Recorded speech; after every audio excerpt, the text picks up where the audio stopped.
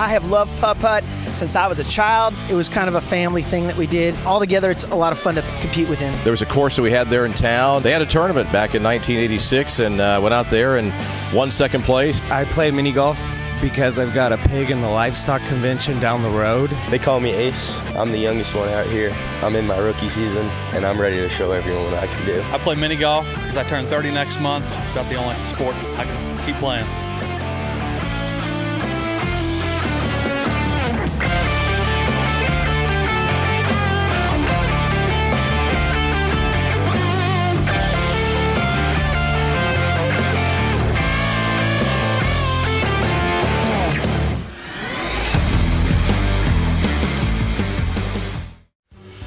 Hello, friendly friends.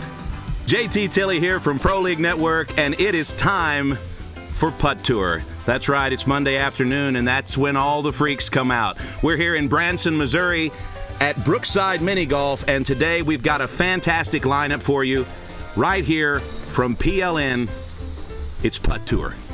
Let's go down to the greens and our host, Dallin Getling, to meet our first group. All right, we are here with our first group of putters. Let's meet them real quick. This is Mike Seewald, and go ahead and take one without looking. Brian Seewald and Brian Johnson. Two Seewalds and two Brians in one group. All right, so let's start with you, Mike. I just want to come over here real quick, ask you a couple questions. Of course, we got to meet you a little bit before, but anything new and exciting in the world of Mike Seewald? I'm just loving the beautiful weather here in Branson. It's shifted. Looking forward to the fall. Yeah. It's going to get cold pretty quick, though. I love it. I love it. We'll have to move indoors, maybe. It's all good. We'll do it either way. Yeah. Okay, I got one more question. We just really want to get to know you a little bit better. So share with us the most embarrassing or stupidest thing you've ever done in your childhood. On camera. That's great. Junior high, had to sneeze, stood up in history class, and as I sneezed, I farted right in. And it was the lead cheerleader behind me. And, it was pretty bad. Yeah, but she didn't know it. She just thought I was dying. So. She didn't catch on? No, she didn't catch on. The rest of the class did. It was pretty embarrassing. Okay. And thanks. Okay, that's now everyone knows you really well. Thank you. All right, Brian. Yeah. So I'm going to ask you the same question.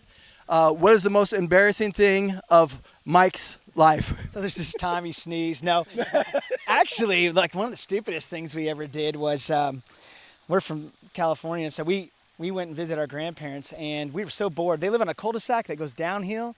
We took a tire downhill, and it slammed into the side of a car. Just let it go. We thought it would be fun. Just we rolled it, and it got away from us. Right. And so I left him hanging, ring the tire all the way up. We get to the Border Patrol, and we really thought, like we were crying to our parents. We were pretty young. We were crying. We thought that they were going to bust us pretty big time, but it was pretty stupid. So what kind of car was it? Some old. If you're watching. Look, if you're watching, no, some old. It was some. I couldn't tell you. So long ago. Old green. How about the city? What was the city? The city was in California somewhere. Okay. He doesn't want anyone coming after him. No, it was San Diego, where my grandparents lived. So. Okay. 45 years ago, dude. Wow. Okay. Yeah. Well, that was very nice of you to throw yourself under the bus a little bit too. But yeah. Thank you. Okay. Take one for the team. Yes. All right. Come on over here, Brian. Good to meet you. Now we're meeting for the first time. Tell me a little bit about yourself. People are saying you're pretty good at this mini golf thing. I try. I'm from Fort Wayne, Indiana. I've been traveling around doing different national level mini golf tournaments since 2015. Been on Team USA a couple times at the World Championship. Finished fourth there. So I've been close. Haven't won. But, so how long ago was that? That was 2017 when I finished fourth in the world. So wow. Okay. It's been close, but haven't won anything yet. Yes. Okay. So I've got to ask you about this hat though. Someone was telling me there's a story behind it. Yes, and unfortunately. Maybe I should ask you. It's a bad story. Well, it's my most embarrassing moment when it comes to putting anyway. Okay. A tournament called the Major Series of Putting was in Vegas. They built a special stadium course. It was really cool.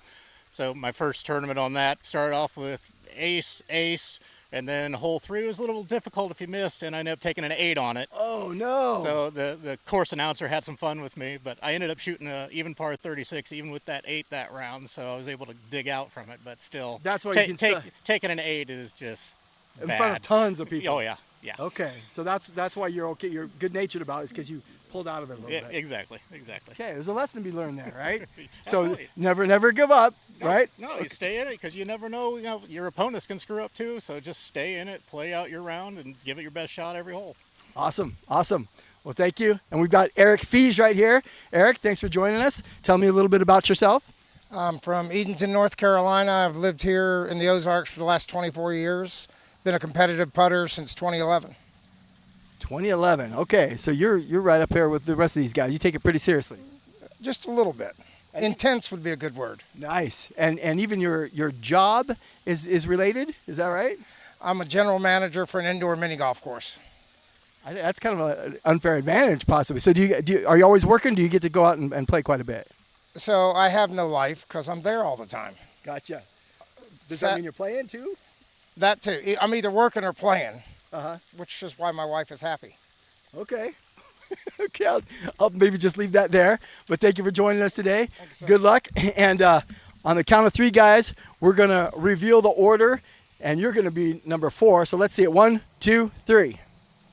So it's 1, 2, 3, 4. All right, guys. Go ahead and give these to me. Good luck to everybody. Let's start this. Ladies and gentlemen, we're taking a look at hole 1. Hole 1 is a treacherous hole. I'm joined by Don Luzader. Don, what are your thoughts on hole 1? Give me the stats. Well, you know, I've played this hole a lot, probably 125 rounds over the last month, and I probably have aced it maybe 5% of the time, but really the average is 14%. Only about 14 out of 100 chances that's going in. Most people par it. It looks like it's an easier ace than it is, 76% par it, and then just under 5% 3-putt it, which you certainly don't want to do here. Okay, now when I played this course, Don, for me it was I think it was a 6-putt, 6-putt followed by a 2-putt, so that would be 8. Yeah, you are way off the odds on there, JT. Well, I'll tell you what, Don, enough about you. Let's get back to the action. We're going to go down to the first hole, and our first player, Brian Seewald. The Seewald brothers, man. You know, they've been out here working hard. I've spent probably about 2 days out here practicing with Mike Seewald. And don't sleep on either of these guys. These guys can surprise some people. You know, I'm a big fan of the Seewald brothers. I'm not real particularly adept with this one, Brian.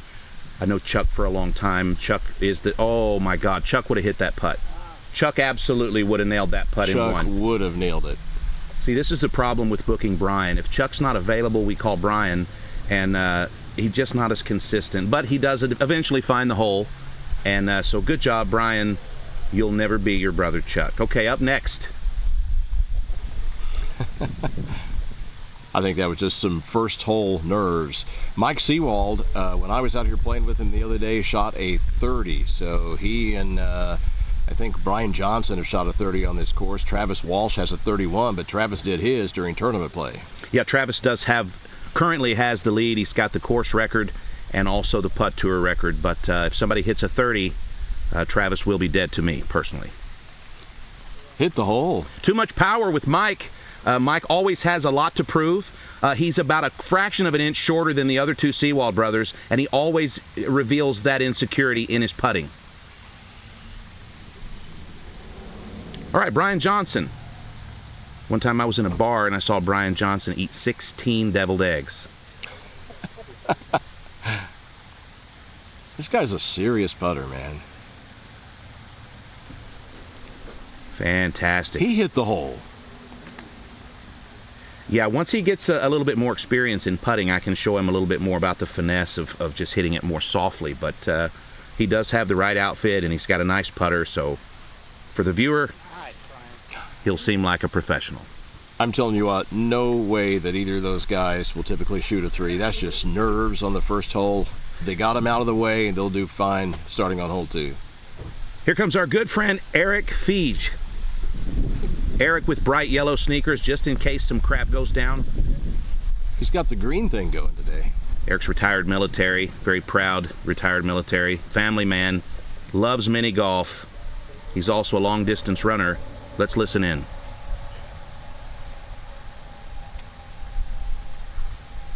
It's a good shot. Fantastic.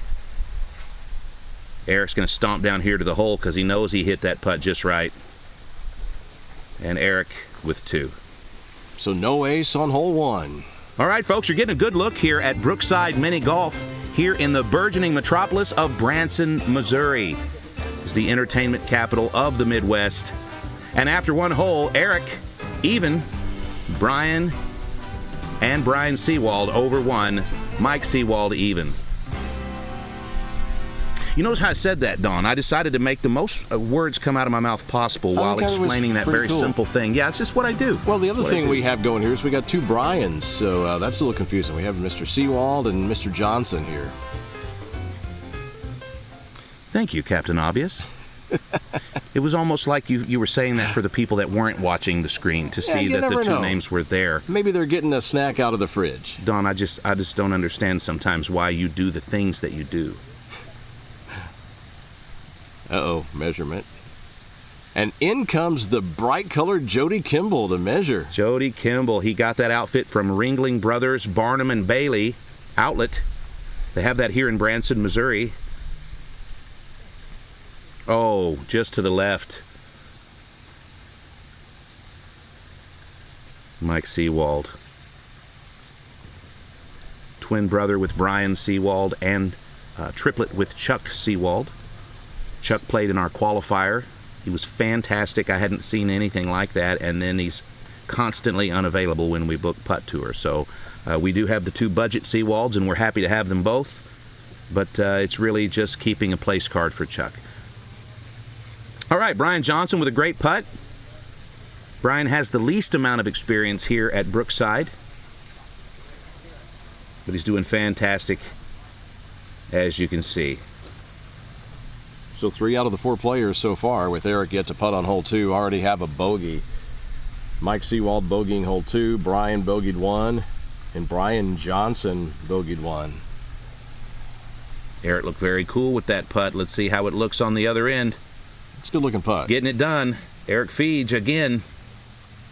He's the sleeper. He's new to Putt Tour. We just signed Eric Fiege to Putt Tour, I believe, just in the last 2 weeks. Oh, no, and he makes a little mistake here that's going to throw him. It's got to be distracting with these bright yellow shoes. Oh, and again the shoes. No. Oh, look at this. This is a frustration. Do you think it was the shoes? The shoes are hard to get past. I mean, if I was looking down at such a tiny little ball, those big giant yellow boats would seem distracting. It would throw me off. Okay, interesting approach here from Brian Seewald. Hit the rock. Not a bad leave, though. Not bad, and Brian's going to come down here and leave with 2.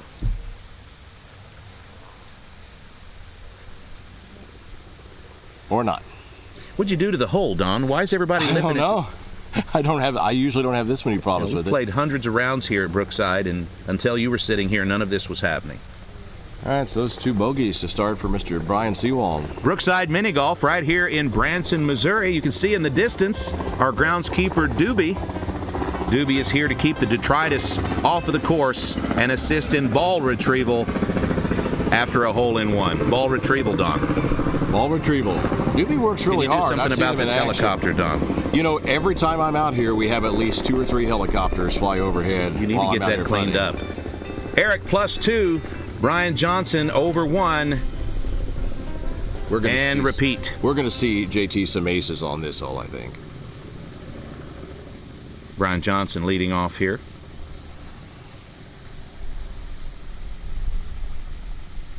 Brian's one of those guys whose ankles are the same size. It goes all the way up to his thigh. His leg stays the same size. Wow, we've got a hole-in-one here. And here comes Doobie. Fantastic. He's got a lot going on today. Doobie's playing baseball down the street, apparently. In the league of their own, it looks like. Was that what that said? Oh, okay. He's one of the league of their own gals. Doobie's an interesting character. He's got a lot of work to do here on the course, but also we never ask him to wear these costumes. This is just, I saw him at Walmart a few days ago and he had on a astronaut uniform. I saw that too. It was interesting. Looked good on him. All right, Eric's got a tricky one here. It's a little testy putt here. You don't want to hit the thing downhill. Little I know that from testies indeed. experience. All right, and Eric makes up with his little testy putt. Next up, Brian. Seewald. Brian's going to lean all up on this yellow post here inappropriately. The other day I leaned on one and it fell over. There's a couple here that are loose, and I'd hate to see that happen. Brian Seewald getting it done. Fantastic, Brian. Wow. It's good to see Brian Seewald. He needed and that. He takes the ball to the face. Not very dexterous today. Bogey ace for Brian. Fantastic. Definitely needed that. Brian and Doobie have history. They've been on this course 3 episodes of Putt Tour now, and they've had some crazy celebrations together. Now Mike's going to lean on this like an old mule. He's going to use the post on the hip method.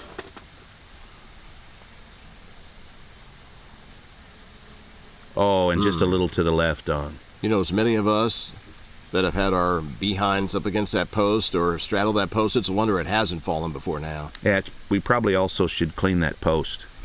Probably a good idea.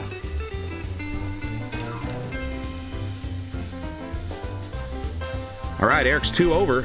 Brian Seewald and Mike Seewald 1 over. And our leader, Brian Johnson, is even.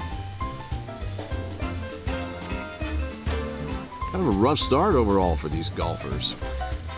Get a good look at hole 3 here on the graphic. Brought to you by Encore Golf. All of the putters here at Putt Tour use Encore balls. What do you think about those balls? Love them. Yeah, they play very well. Yeah. Especially on this course, I think. Yeah. I'm glad you specified. Yes. All right, Mr. Green Jeans. Another good putt from Eric. Let's see if he gets a nice leave. And he do.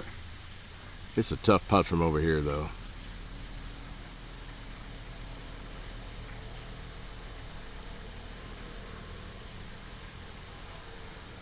Fantastic. Eric Fiege with his action pants getting it done. Well, he's got a shirt with minnows. He's got a bunch of different colored minnows on it. Is that a golf thing? I guess it's a golf thing. Okay. Looks good on him. It does look good. I've seen some crazy outfits, but that's one of them. And Brian Seewald, another hole-in-one. Brian showing out and mixing it up. 2-3 different sports today. Fantastic, Brian. Here comes Mike. He wants to duplicate that same putt. Oh, a little hip shimmy there. Something for the ladies.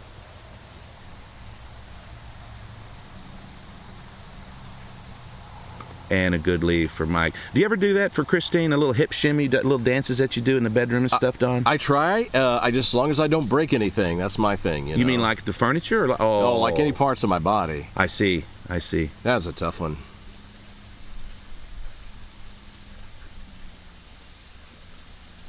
That was a frustrating hole there for Mike.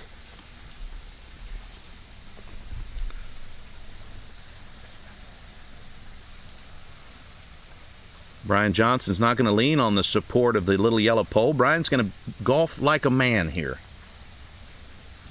With a dainty little putt. And he gets it done. Got it. Another hole-in-one, and here comes Doobie. Oh, fantastic. Almost loses his wig. Definitely loses his hat.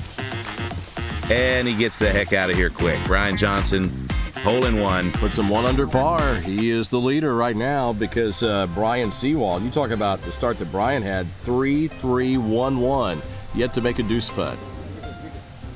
Eric and Mike Seewald looking like they need to pick up some steam here. They're bringing up the rear, but Brian is getting it done, and Brian Seewald is gaining. It's the Brian show right now.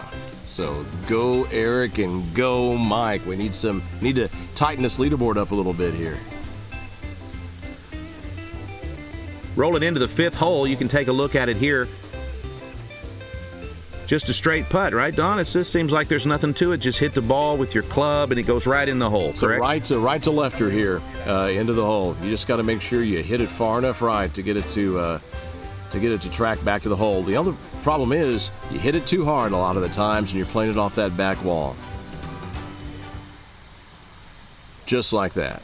Yeah, see, I would have done it differently. I would have made it bounce off the wall and go in the hole. That would have been probably the way I would have played that. That wouldn't be a bad play unless you come back down the hill. And No, hit it I would too have just hard. went right in the hole. I would have just done that with I've most seen of your it. mini golf exploits, JT. You had them on display last night. Yeah, I was showing out last night. You were. I was proud of you. I was pretty proud of myself till everybody gathered around, and then I don't like to show out, so I started just...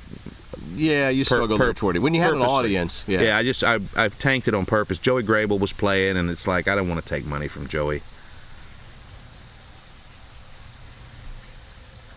Mike Seewald of the Seewald brothers, Chuck, Mike, and Brian. Mike's just a little off today.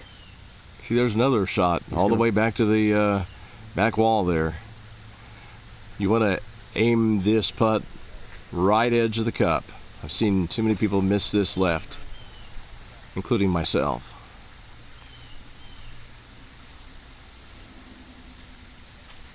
Nicely Mike done. Seewald getting it done. That's 2 for Mike. And we're going to go back to the front here with our good friend Brian Johnson, our leader. And I saw Brian ace this hole in practice earlier today. Working on a pair of aces right now. Look, he's got a little Elvis thing going there. You see how he's got his hip beveled in? It's Got like the hip going, yeah. he's one for the money right here. A little short. 2 for the show. Here we go. I feel like if I was a professional putter, I might do a thing where I make like whistle noises as the ball's rolling. Just for the kids, Good job, Brian. Keep them entertained. Nice shot.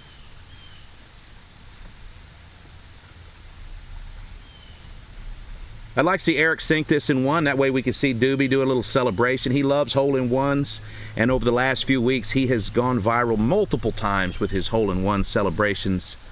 But I'd love to see one for Eric here. Unfortunately for Eric, he'd probably like the same, and it's not going to happen for us.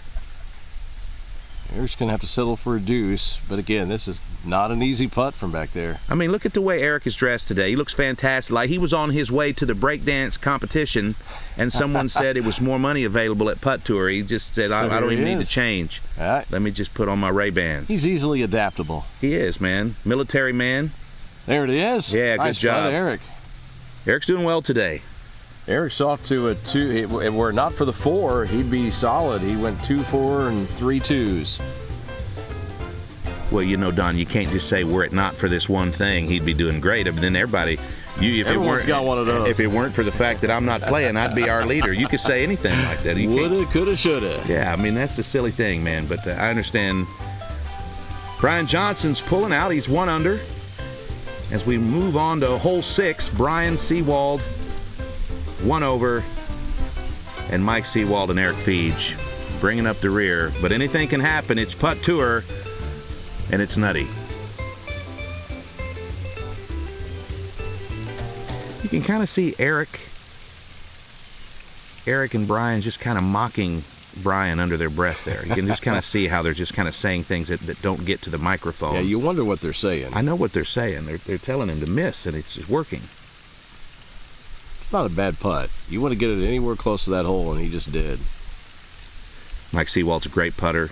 He's very capable of gaining some momentum here and overtaking these jokers, but Johnson's going to pick up on him right here.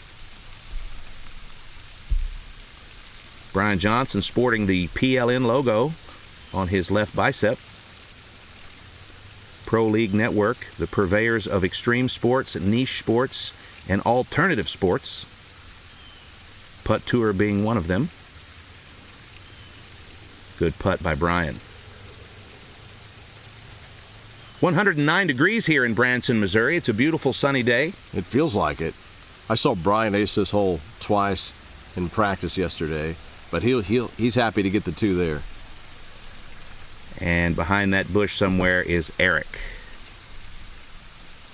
There's the green. Green kind of blends in with the green. Every time I've seen Eric play, he's got color-coordinated little outfits. He does. In his closet. Yeah. Do you think that in his closet they're organized together as outfits, or does he pick them out? When he's wearing the orange, we call him traffic cone. Traffic cone. I mean, look at this guy. He's a sharp-looking dude here. I don't think he wants to be where his ball is right now, though. Now, if you look at these two guys, don't they kind of look like the honeymooners, Don? Yeah, you bet. It's inappropriate to laugh at that. I was trying to be nice. I'm sorry. You were pretty funny. All right. Eric Fiege put himself in a little bit of a turd position. This is what you call a turd sandwich, Don. You ever had one of those? Oh, I sure have, and they don't taste very good. Yeah, I wouldn't have eaten it.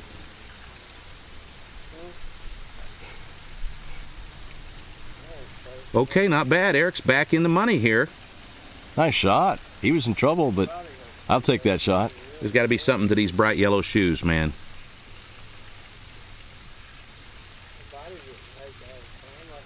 All right, fantastic. Eric showing out today. Fans of Putt Tour probably haven't seen Eric putt before, but he is a very accomplished, very experienced mini golfer. And it's nice to see him here with us now at Putt Tour. He is the Putt King. Just look at his license plate on his car. It says I saw that. Putt King. No, it says Putt KG. And I think that's for King. No, or that's keg. It's kilogram, my friend. Kilogram, okay. He's the Putt kilogram. Very good.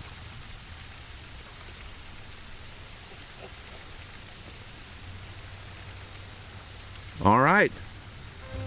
Brian Seewald, he just kind of, not making a lot of noise, not a lot of celebrating, just putting in the work. But right now, he's 1 over. His brother Mike's 2 over. Eric, 4 over. Brian Johnson holding strong at 1 under. And you can see to the right of your screen, there's Doobie, just fishing out some random stuff from the fountains. He typically takes that stuff home. And as we roll into hole 7, Don, hole 7 is a hole that you've played, I would say, 150 times over the last few weeks. Yes. 4.8% of the time you're going to see a hole in one on hole 7. That's about all it does. So all my money would go on this not happening. Now, 25% of the time at least, I think that ball goes off the hole but doesn't go in. Well, I was just going to mention that last week I saw Max Savard blindfolded on one leg, hole in one on this hole. He did it. And 4.8% of the time you're going to see that. So Max was last week's winner at Putt Tour. And this week we almost saw the same from Brian Johnson, but you can't celebrate it. It's just pure luck. And the best you can hope for is a 2. That's not an easy putt. He missed it. The ball almost completely circles the hole just to show the skill level there. And he's going to take that 3, and under his breath is a different story. Yeah, that's right. Yeah. We've all said a few things under our breath that we probably wouldn't want to share with others. That's a weird thing for you to say on television, Don. What kind of things do you say? We're human, What do you say, like me? I'm like, loser, what are you doing, you idiot? Okay, I thought you meant you were saying things like, my friend Becky is a horrible mother or something like that. No, never. Okay.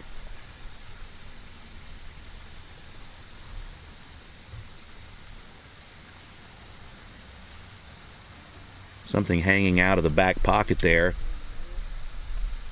of Eric Fiege. I don't know what it is, but tail. I could almost tell you that it says Kansas City Chiefs on it because Eric is a die-hard Kansas City Chiefs fan. All right, Brian Seewald coming in hot here. Very close, but no cigar. That's a good putt. That's a good Brian's going to be happy with that. Yeah, that's a good leave, good angle. He ought to tap in for a deuce here. Fantastic. Good gameplay today by Brian Seewald. He's not his typical animated self. He's very focused today, Don, and hopefully we can see him turn loose just a little bit later in the afternoon. Yeah, he got off to a rough start, but he has a couple of aces on the board, so he still has a lot of holes left. Brian and Mike, twin brothers, also pastors. Almost a hole in one there for Mike. Twin brothers and pastors. These two gentlemen are on fire for Jesus, but they also love to putt. They're very competitive. I've played a lot of rounds, been in a lot of tournaments with both of those guys, and they are very competitive. All right, in any other sport, Eric would be our leader, but it's Brian Johnson even after 7 holes. Brian Johnson even. Brian Seewald trailing by 1. Mike and Eric batting cleanup. Does that surprise you, JT, that through this many holes we only have even par, no one's under par? It does surprise me. Last week, Rainey Statham and Gary Hester were here. Max Savard, of course, And it was a different story. But I've seen a lot of crazy stuff happen here at Brookside, and anything can happen. It's Putt Tour. Where we like big putts. Absolutely. Now take a look at this. This is an easy frame. You can see it's about miniature golf, and then Eric's going to bring in these big size 12 yellow boats and stick them in the frame. Look. What does that say? Well, see, that's the thing, is you can't even look at the golf ball because Eric's got you looking at the back. Right. And he didn't even sell that. He should have sold that to a sponsor. You know, that should have said Ray-Bans or U.S. Army or something that Eric loves. Kansas City Chiefs or something. Instead, it just says some kind of crazy misspelling. Big old giant feet of Eric Fiege, killing it today at Putt Tour. Walking billboard. He is a walking billboard. He's also an everyday avid mini golfer. He is. And I don't know very many people that play more than Eric. Hey, look at this spider here in the broadcast booth, Don. What are you going to do when it comes after you? Because it just came after me. Oh, there it is. Yeah, it'll be okay. It's a small one. I'm glad you didn't kill it, man. Oh, look at that. Man, Brian Seewald finally shows a little personality as he screams in agony. That's what that grunt was. I just feel like Brian must just, maybe he didn't have a nutritious lunch, man. He's grumpy today. All right, Pastor Mike, looking for the Uno.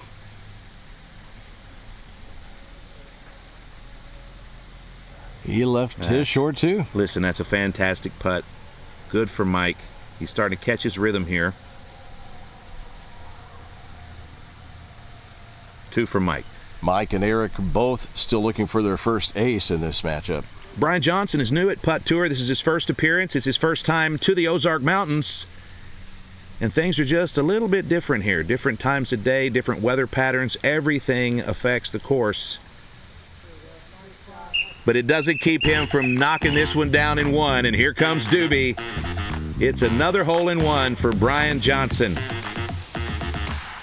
Okay, if you look here, we got a sword fight going on here on the greens.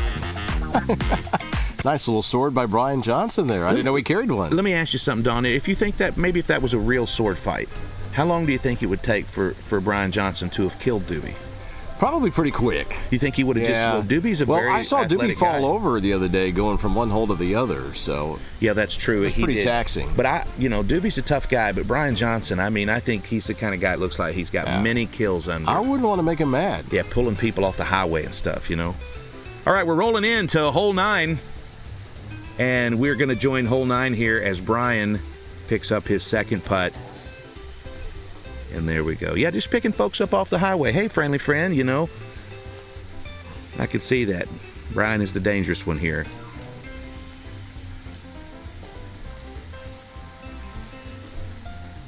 Mike Seewald with a dainty little putt. Looking good. He caught that slope over there. He's just kind of walking through the course here, starting to pick up steam, but nothing fantastic. Anything can happen with Mike Seewald.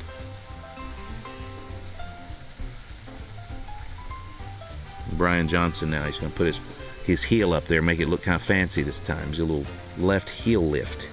Brian already has 3 aces. Wouldn't be surprised to see him at a 4th here. Well, you jinxed it, Don. Way to go. Him. Way to go, Don. My wife calls me KJ, King Jinxer. Yeah, but I saw you just walk right up to Brian earlier. You're just so nice to his face, man. And then when it counted, you just totally screwed his putt up, man. Well, we probably won't be friends anymore when he watches this back. Yeah. Were you ever friends with this man, Don? I was getting to know him. You put all that bad juju on him, dude. We talked quite a bit. Well, let's try to help Eric out here. Eric's going to lean over here. He looks like the letter R. Here we go. Eric's going to get it done here. Oh, no! Eric. Oh, man. Sometimes Eric's shorts just blend in with the greens. You think that's part of his strategy? I think might be. If it is part of his strategy, he should have left those 2 size 15 yellow sneakers at the house. Yeah, because they're distracting for everyone. We're going to take a look at hole 10 here, Don, and one of the things about hole 10 is that it's only got a 9.5% odd at someone dropping a hole-in-one. Well, it's a lot like hole 1. It looks like it would be a lot easier hole to ace, but here's the thing. You got to get good speed off of that back wall, but you can't hit the cracks. If you hit the cracks, you're in trouble, but if you hit the right brick, That ball can go in the hole. When I was a kid, we played a course that if you would hit one of the cracks, it would actually break your mother's back. Oh, yeah, I've heard about those. Mm-hmm. Yeah. Now we're going to throw back down here after hole 9. We're going to go to our host, Dallin Getling, for an interview with Brian Johnson. Take it away, Dallin. You have the lead. You're 1 under. Now, I know you had the rough start. Was it the first hole that you had 3? Yeah, I pushed the putt badly, so it hit the cup on going by the first path and just left it in a bad spot. There's been a lot of that, though. The cup just ricocheting off. Yeah, the cups are a little tight. It's a little bit of nerves for us being on camera. It makes a little bit of a difference because that's not something we're used to. But, well, you were a little discouraged. I had to remind you about the 8, and now you're in the lead. Yeah, I've been able to recover pretty well. Hole 7 was a bit of a bad break. But that's hard. That's a hole that's hard to control. So tell me about this hole 9, or hole 8. I heard that it's a little bit slower than maybe even today when people were practicing. And did you adjust your shot? You know, was it an advantage that you were the last one in that group on that hole? Absolutely. When I saw the other 2 come up just a hair short, it's like, all right, give it a little extra compared to what I was doing this morning, and it made all the difference. Sure did. Well, keep it up. You're doing great. Thank you. Happy to help. Yeah, you're doing great. All right, taking a look at Brookside Mini Golf. It's our home away from home with Putt Tour, and you can see Doobie in the distance. Sometimes Doobie just goes to the back corner of the golf course and hangs out for 10 or 15 minutes. I don't know what he does down there, but he's always happy to return. Eric Fiege, 5 over. Mike Seewald, 2 over. Our leader, Brian Johnson, 1 under. Brian bogeyed the first hole, he bogeyed the 7th, but he's got 3 aces on the scorecard and a very solid 1 under par. Right now, he's the guy to beat. He is the guy to beat, but it's anybody's game here at Putt Tour. Sometimes when I watch you putt, Don, I realize just how many putts are sometimes necessary just to complete the course. Yeah, sometimes 3, 4 a hole. It's like you're building a house. Yeah, absolutely. And if the object of the game was to have the most putts, you could probably be one of the greats. I'd be very competitive. Yeah, I think you're fantastic at both winning and losing, Don. Well, thank you. You're welcome. I think. All right, Mike Seewald, looking for something fantastic. This might be it. Nope. Going to drop another deuce. You know, I love working with the Seewalds. I know you've known them probably a lot longer than I have, Don, but they're just a pleasure to work with. Yeah, they're good guys. These two are it's almost like if we had Jermaine and Tito Jackson, but Mike wasn't available. But you book Jermaine and Tito, you know, because That's for sure. Yeah, you do that just because that keeps the name in the Putt Tour roster. But friends at home, when you see Chuck Seewald putt, it's like nothing you've seen before. It's like Muhammad Ali, if you've ever seen him putt. I have. Not seen him putt, though, no. Oh, well, then why'd you lie about it, Don? He is the greatest, though. So. Brian Johnson with some more fantastic work, just putting it in. Here's Eric trying to catch up. He had a real unfortunate situation earlier, and now he's just playing catch-up, but I've seen him do it before. Eric looking for his first ace of this round. And this will not be it.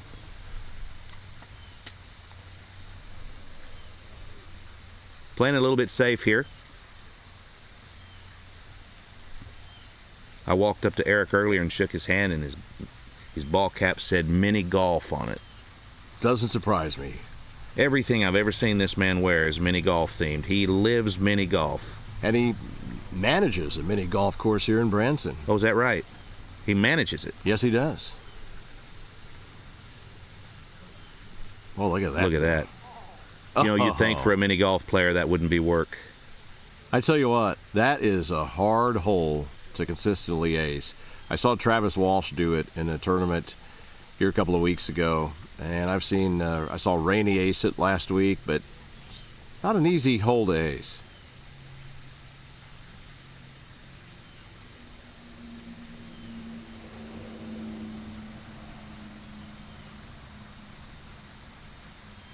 And he gets it done. Brian Seewald, not very animated today, but let me tell you, this guy's a character. Today at Brookside Mini Golf, Brian's just putting in a little bit of work, trying to get himself to that final round. Right now, it's Brian Johnson and Brian Seewald out in front as we move to hole 11. Hole 11's a tricky hole. Only 4.8% of the time will you see a hole-in-one on the 11th hole here at Brookside, Don. Did you know that? Yeah, I've probably aced it 4 total times in 100, well, maybe 5. But it looks like it's easy, but when it crests that hill, man, it's not going in the hole usually. 76% of time, this is going to be a 2-putt. That's what we're going to see here from Brian Johnson. I'd put $1 on it, Don, unless you're afraid. I'm not afraid. That's not a bad leave. Not at all. Now, every time Brian Johnson hits a good putt, you can see the little strut. He's got kind of a little strut that he does. And, yeah, see that? He's got a little attitude there, too, when he pulls his ball out.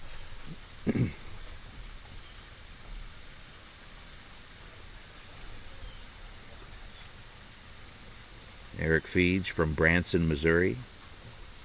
Proud veteran of the U.S. Army and owner of the world's largest yellow shoes. And an all-around good guy. All-around good guy. What do you think that is he's got in his pocket there, Don? Some papers sticking out of his pocket. What is that? You know, sometimes he has his putt cover in his pocket, but I can't tell what he's got in his pocket right now. That's there a good putt, It's a nice putt.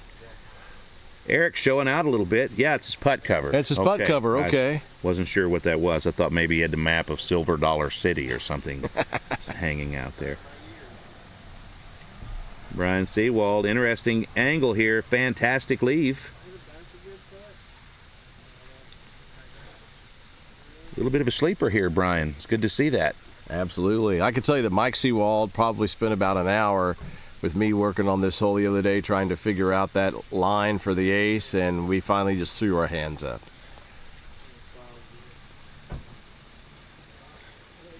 Well, that work pays off. Nice shot of our encore ball here. All the putters at Putt Tour play with encore balls. Sometimes excessively.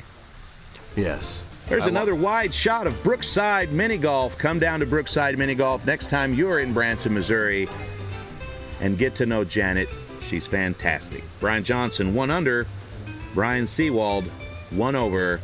The other 2 background dancers. Moving on to the 12th hole, Don. Oh, this is a fun hole, JT. What are the odds of acing this sucker? 23.8% of the time, you're going to have a hole-in-one. Okay, well, that's almost 1 out of 4. The other 76% of the time, you're going to get stuck over by the tombstone. This is a fun one to watch when it goes in because there's a lot of slow putting involved in this one. And it gradually works its way to the hole. All right, Eric's going to look for the hole-in-one, and he's going to just hang out over by the rock. Now, see behind the rock there, this is where Doobie goes. I don't know if the viewer at home can see, but just see him just kind of duck behind that rock there. There's no idea what he's doing. Last Monday night, I was getting ready to make a putt by that rock right where Eric is right now, and I look over and I see Doobie sitting there. It's all sneaky. Yeah, something happening here. Nice All right. putt. Look at those shoes. He's showing off the shoes, man. Eric is styling and profile, and here comes Mr. Quiet today. It's Brian Seewald. Very intense today. And look at this.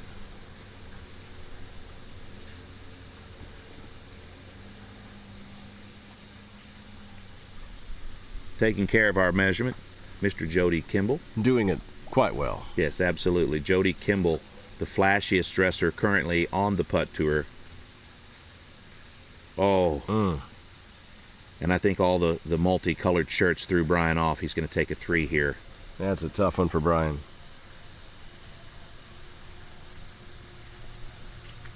Mike Seewald. There's about 2 or 3 different ways you can do this putt.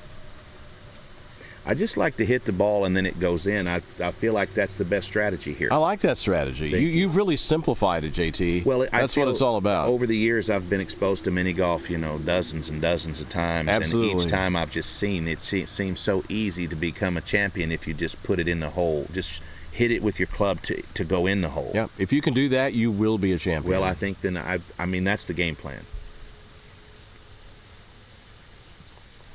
And a 2-putt for nice Mike. deuce. Good butt shot there, Brian Johnson. Something for the ladies. He'll have a tapper here too.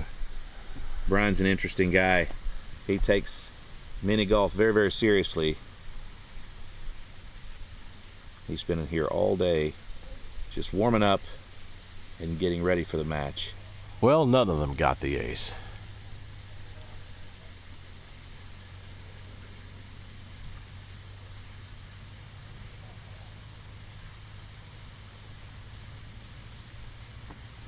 Seems like if we'd move that big rock, we'd be a lot better on this hole. I think so. How come none of these guys will go over and just push that rock out of the way and then putt? Is that allowed? It's kind of heavy, though, if you try to move it. I mean, maybe for a putt guy. I don't know. I feel like that's another strategy I might try. Just move the rock. We're rolling into the 13th hole, and the story hasn't changed much. Brian Johnson, 1 under, but Brian Seewald is now joining the pack. Mike and Brian, 2 over. Eric Fiege, 5. Coming up next, Joey Graybeal, Travis Walsh, David Neal, 3 champions of Putt Tour, collide.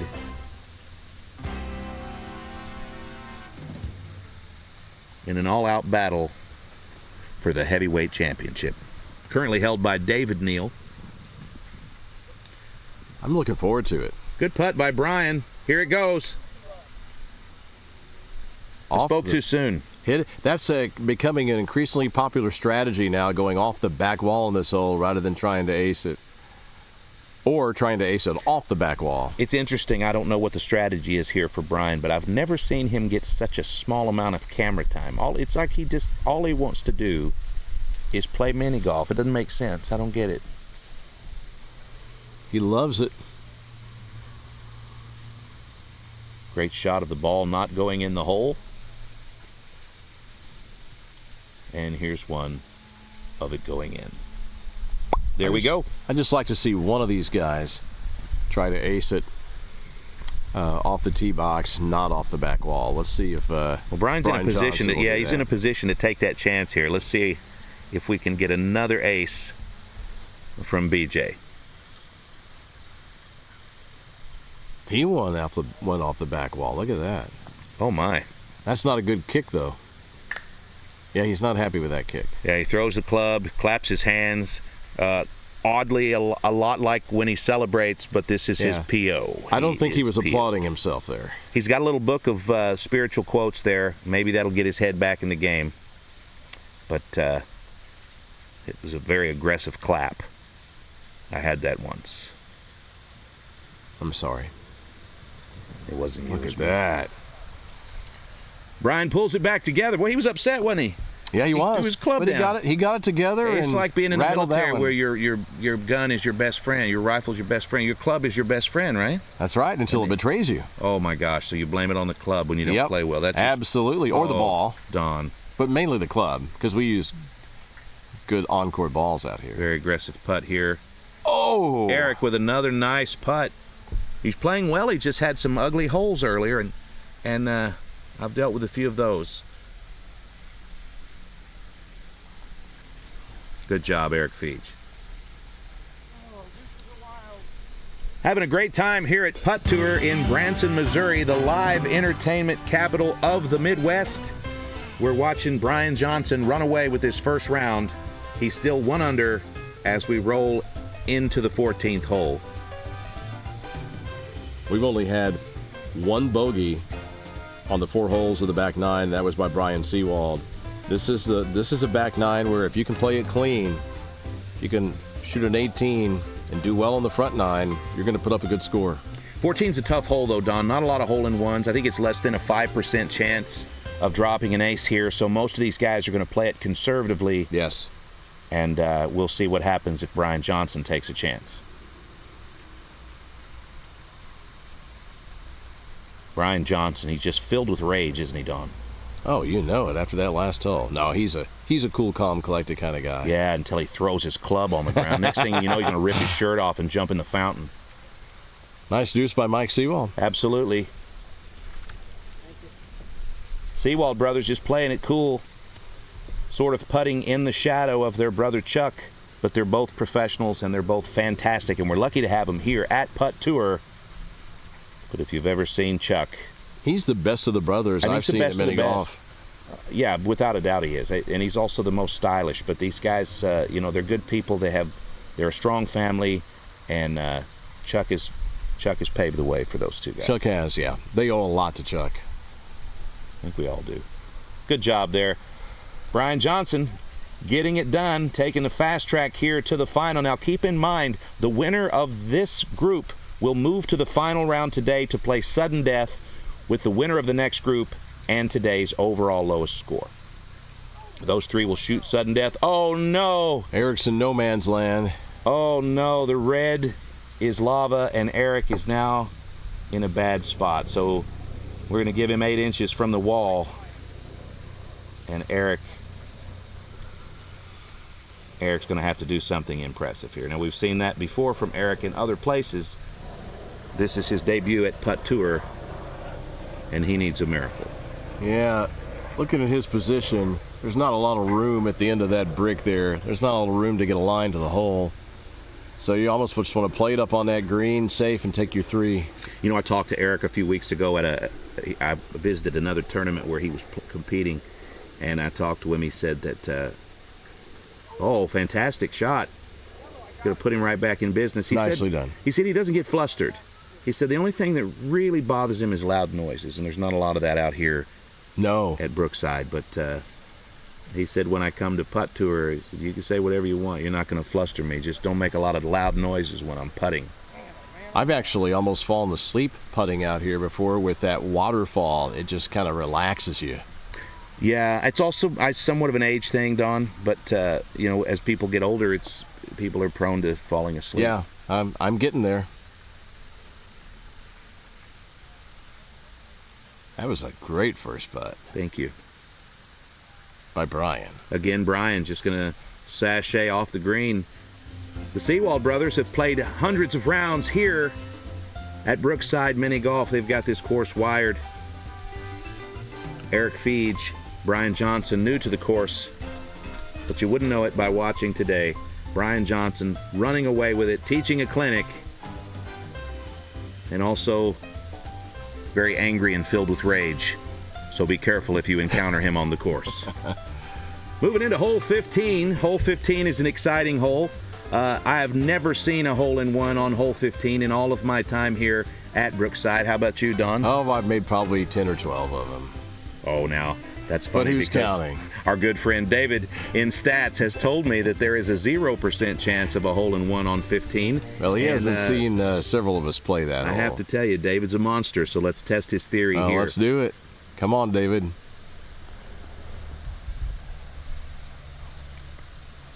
Pro League Network presenting you Putt Tour along with several other niche sports. Go to ProLeagueNetwork.com or Pro League Network on all social media and take a look at the crazy things we do in the lab at PLN.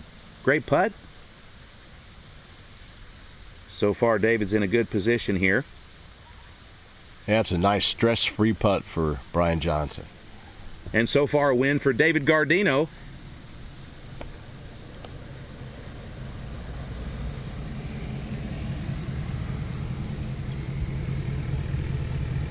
All right, Eric's going to go up the whoop-de-doo. Wow. I haven't seen that in a while. Well, Gary and Rainey did it last week. Surprised me.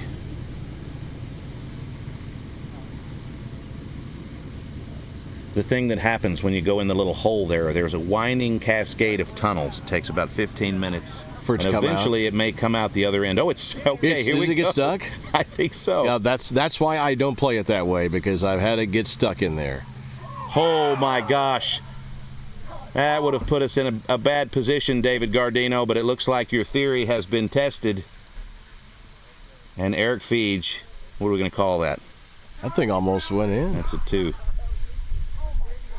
My goodness. This hole still at 0.0%. Now let's see what happens with Brian Seewald.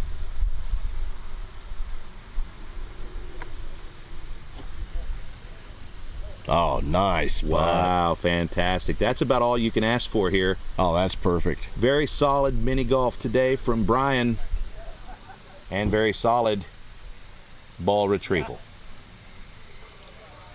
Now, what are we going to give Eric Is that a 3? I gave him a 3. Oh, I think, Don, that's brutal. I think that's a 3. We'll find out in a moment. That's brutal. Look at this. Fantastic job. Mike Seewald getting it done in 2. It's a very difficult hole.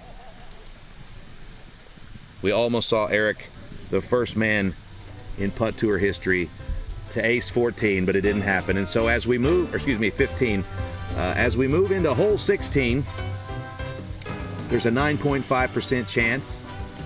I've personally had a hole-in-one on this hole 2-3 times myself. How about you, Don? I have had quite a few aces on this one, and when I'm not acing it, I'm getting it close to the hole. Sounds like a made-up story. You said it in a way that made me feel like it might not have been the truth. Very truthful. I would never lie, JT. Don, I don't know, man. I don't know. That sounded like a made-up story. I got to say, guys, we're looking at Brian Johnson making his way to the final round here. Eric's trying to bring it back together. He's had some great performances today, some great holes, but a couple of really bad misadventures, and he's now 7 over. Get in the hole! Oh. Well, see, it did not do as he asked. It's upsetting. It's upsetting. Was that a command or a request? Sounded like a command. I don't know, man. It just seemed as if he was just so angry that it's almost like he's just putting all of his power into every putt. See? That was a good putt, though. Good putt, absolutely. 2 good putts in a row for Eric. He's having some bad flops today. Brian Seewald trying to separate himself from these other 2 in hopes that he can make it to the final round.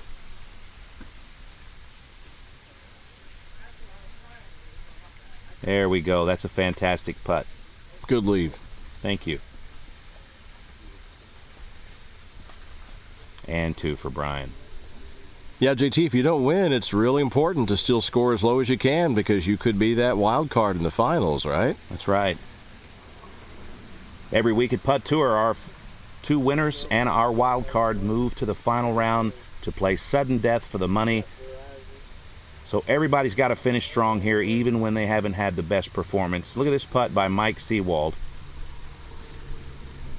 Yeah, he did the thing that you don't want to do, and that's leave it short. I've seen a lot of that, including myself, over the last few weeks.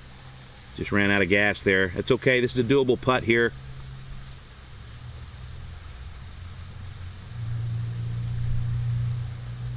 And from the shadows, we drop the deuce. Look at that.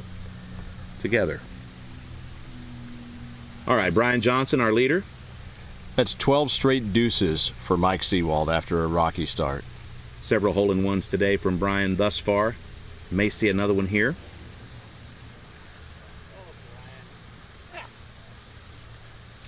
Or not. Or he might leave it short. Maybe he's just tired of standing in the hot sun. He's got enough of a lead here that he's just going to take a break.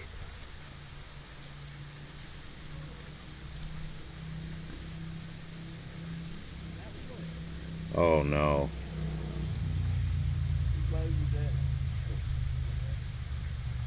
First little chink in the armor of Brian Johnson as he bogeys for us, showing us that he's human. So he's back to even par.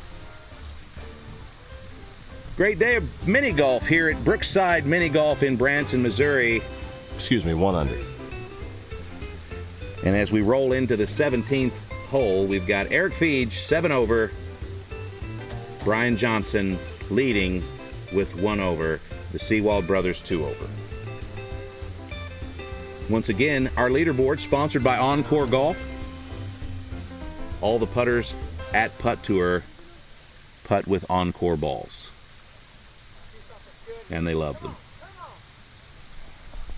Nice leave here for Brian Seewald.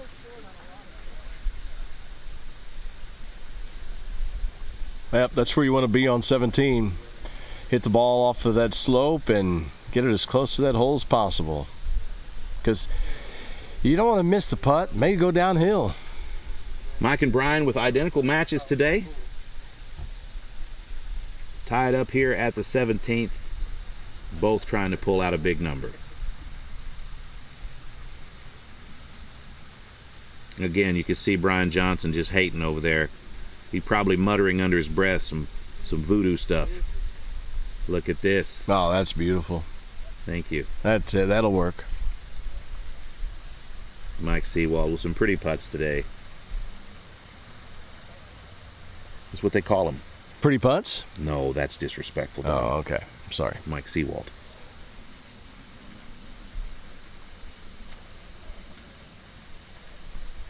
And he takes a bogey. All right, Brian Johnson got all dressed up for TV in white. Is that a fashion faux pas for television? I think it is. He just wore white, man. Yeah. It's like just a standard old white guy shirt to wear. Well, you could white balance off of If you him. can hear me, Brian, we could get some different colors, man. Some shoes. You know, look at these dudes with these bright yellow shoes, man. This is mini golf, man. Look at the guy behind him rolling up here. He's got big old yellow shoes and green shorts, and here's Brian. Just looks like he just taught a gym class. Come on, Brian, you'd be a better putter if you could put on some orange sneakers, man. Call him Coach Johnson. Coach Johnson. Oh, Coach fantastic. with the nice dues. Way to go.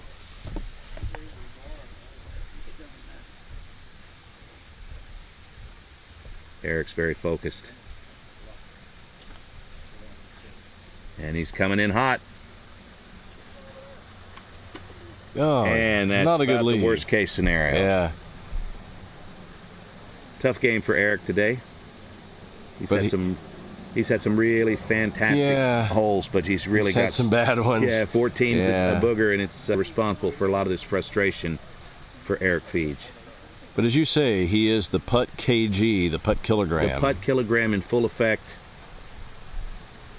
I heard a story about how he got the nickname the Putt King, and I think you were in that story, Don. Lovely. I've been in a lot of stories, some good, some bad. Quite a few with Eric. I've heard of quite a few stories. Eric and I have had some battles over the years. Yes. All right.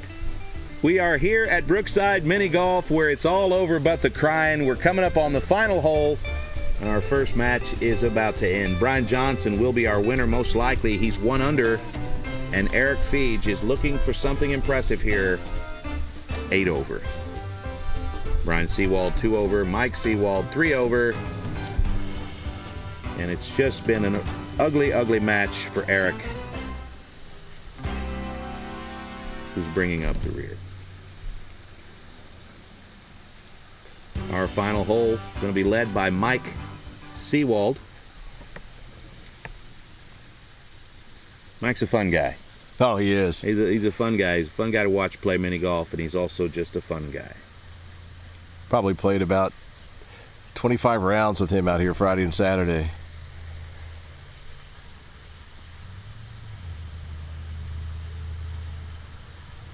And that's a wrap on Mike. Nice round, Mike.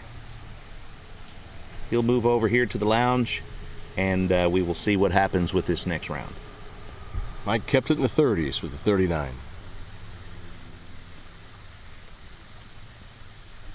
Brian Johnson. Oh, a little bit of a booger here. He's got the charts, though. He's going to see how this one breaks.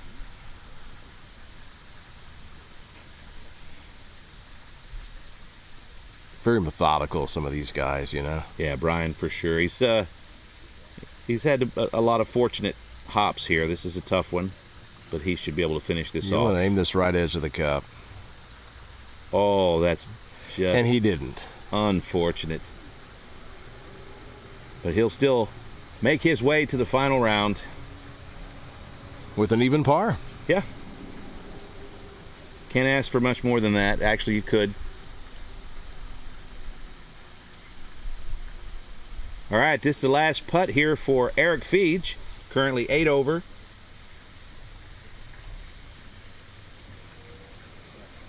And it's all in one. And that's just what we needed from Eric. I love it. Fantastic. And he and Doobie with a big chest bump. And Doobie better be careful. Eric's a big dude. Yeah, he is. Eric needed that. That's nice to see. Yeah, Eric gets that ace on the final hole. Way to show out, buddy. We'll see you next time.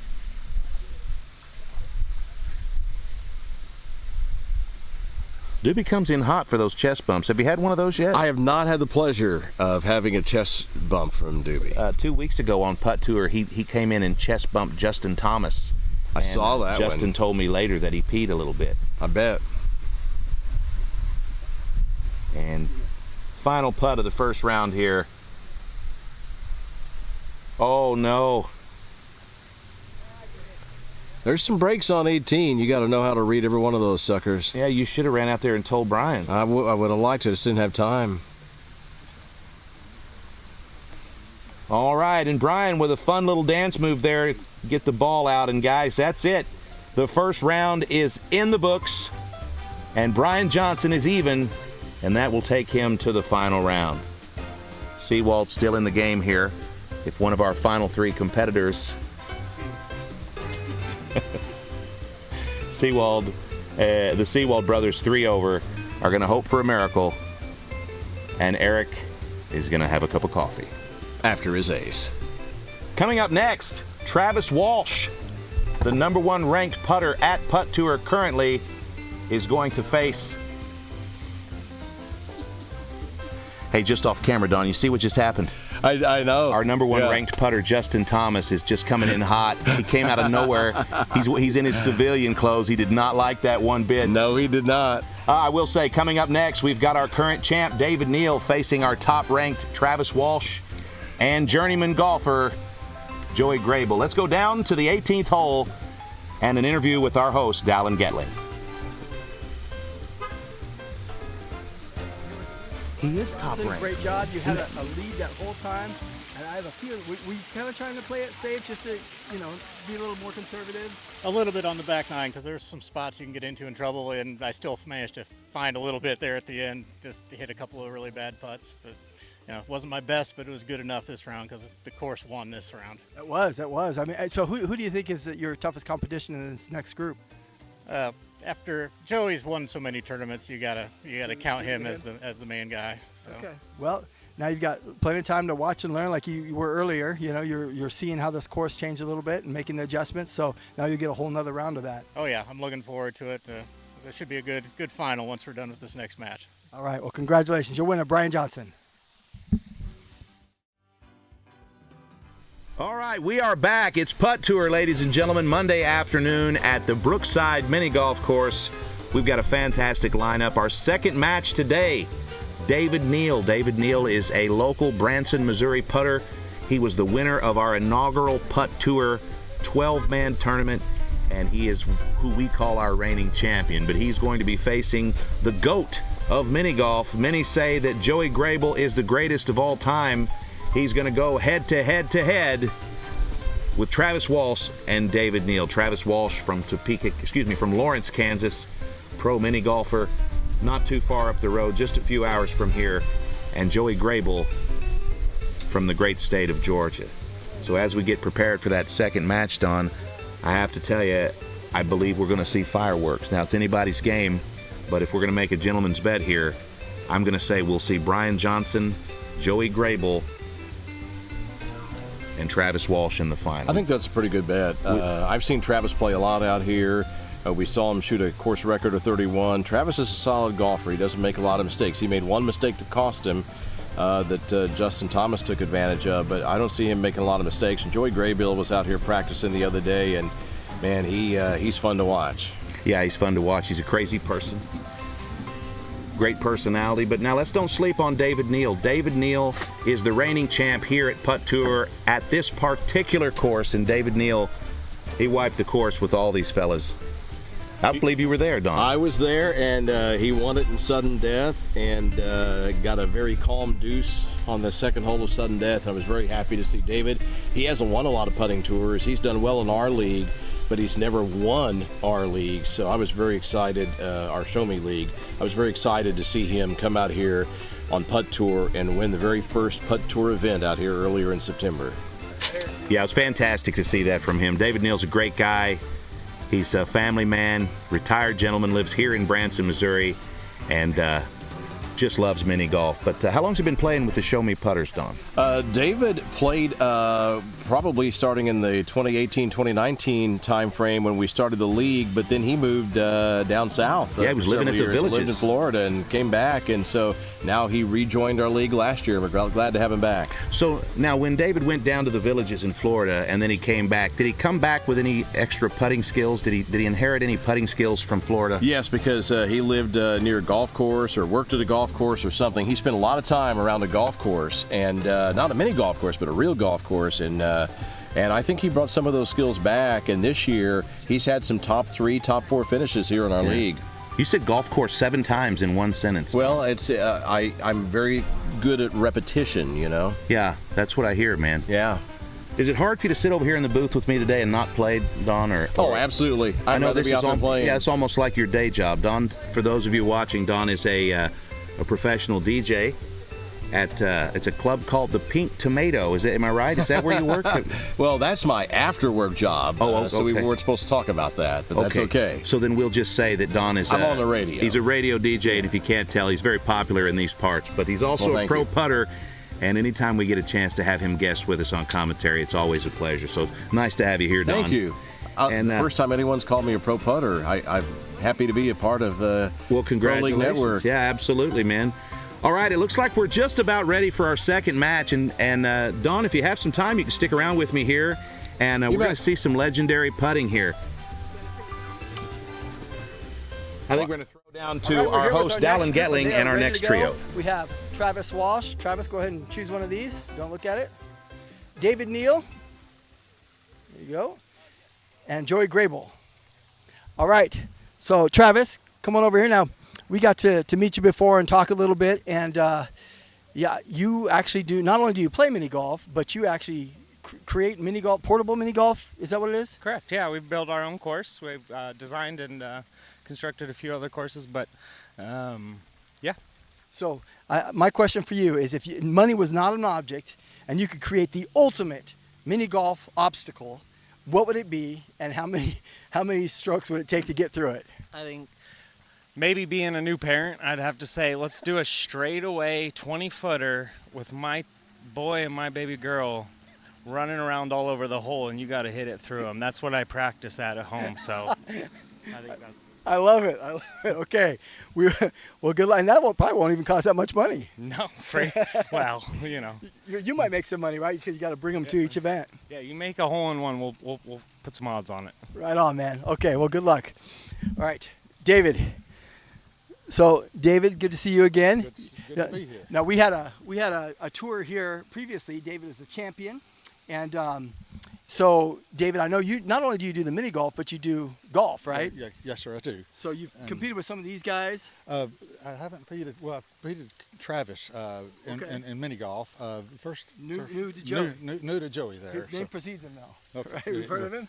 I've heard of him. So and that's one of the nice things, that we're bringing in some really wonderful putters from around the country. Absolutely. And so I think that what we've got going here is just going to be very exciting. Great. So of all the people that you've putted against or with, if you could choose any cartoon character to putt with, who would that be? Why, and what would the result be? Oh, why don't we think Wile E. Coyote? Okay. Because what he could do and what he would order from Acme products and what he would end up doing on the course would just be wild and fantastic. I would actually end up winning, because Wiley is going to disqualify himself or get himself blown up or something or other. But anyway, it'd be a hoot. Yeah, he never wins, right? Never wins. Okay, I like it. All right, thank you, David. All right, come on over here, Joey. Good to see you, and I'm glad you could make it. Joey, I didn't hear all the details, but I heard even you getting here from Tennessee, right? From Tennessee, yes, sir. It was quite an adventure. You want to share any of that? It is an adventure. I got about halfway here, and my truck nosedived, and I had to stop, spend $220 to fix it. So halfway was about 5.5 hours? 5.5 hours. Okay, but you somehow did get it put together? And I got it put together. Met some nice guys that fit me in and got me out the door so I could make it here. Well, great. We're happy to have you here. And Joy, my random question for you is, what would your last words be? Let's do it. Let's do it. So that's not No, that's not. That's just for this, right? Right now. Okay, that's not like when you're going to die or anything. Let's do it. That's just for this today, right now. Just for today. Okay, well let's go ahead. Let's go ahead and let's do it, and let's see what we got on the count of 3. 1, 2, 3. We got 1, 3, 2. That's the order, guys. All right. Good luck, everybody. Let's do it. Coming up on hole 1 here at Brookside Mini Golf in Branson, Missouri. Hole 1 is a fun little hole, and Don Luzader, I have to say, last time you called it, this time I'm going to call it. We're going to see 2 aces on the hole on hole 1. Instead of 2 threes like we saw last time? 2 aces, and I think what we're going to see here is David Neal, our reigning champion, is going to have to fight for his life to stay in the pack here with Travis Walsh and Joey Graybeal, but I think he can do it, and let's watch to find out here. All right, let's see it, because if he can get an ace, that just gives you a lot of momentum. If you can ace 1 and you can ace 3, get your deuce on 2, you're off to a great start. You know, this overhead footage here of hole 1 is a little bit misleading. It just looks like a straight shot right into the hole, but I can tell you differently, man. You got to do a lot of work to get in that hole, though. Absolutely. All right, it looks like we're ready to tee off, so let's go down to the greens. And our first putter, Travis Walsh. Tell you, not a lot rattles this guy. This guy's quality putter and has a good stroke. Travis Walsh has a new daughter at home. And there it is. There's your hole in 1. And here comes Doobie. And Doobie and Travis Walsh, they know each other well. And oh my gosh, they're going to take a little trip here down the Saratoga. I think they've taken this show on the road. I mean, these guys are in sync with each other. In sync indeed. Travis is a big boy band fan, so that wouldn't surprise me. Okay, Joey Graybeal. He's going to try to get that ace. And prove me right, Don, as the reigning expert official of mini golf. I will never doubt you again if this goes in the hole. Well, it looks like Graybeal's going to let us down here. Once Joey Graybeal was a mighty putter. And he still is. Joey Graybeal with a deuce.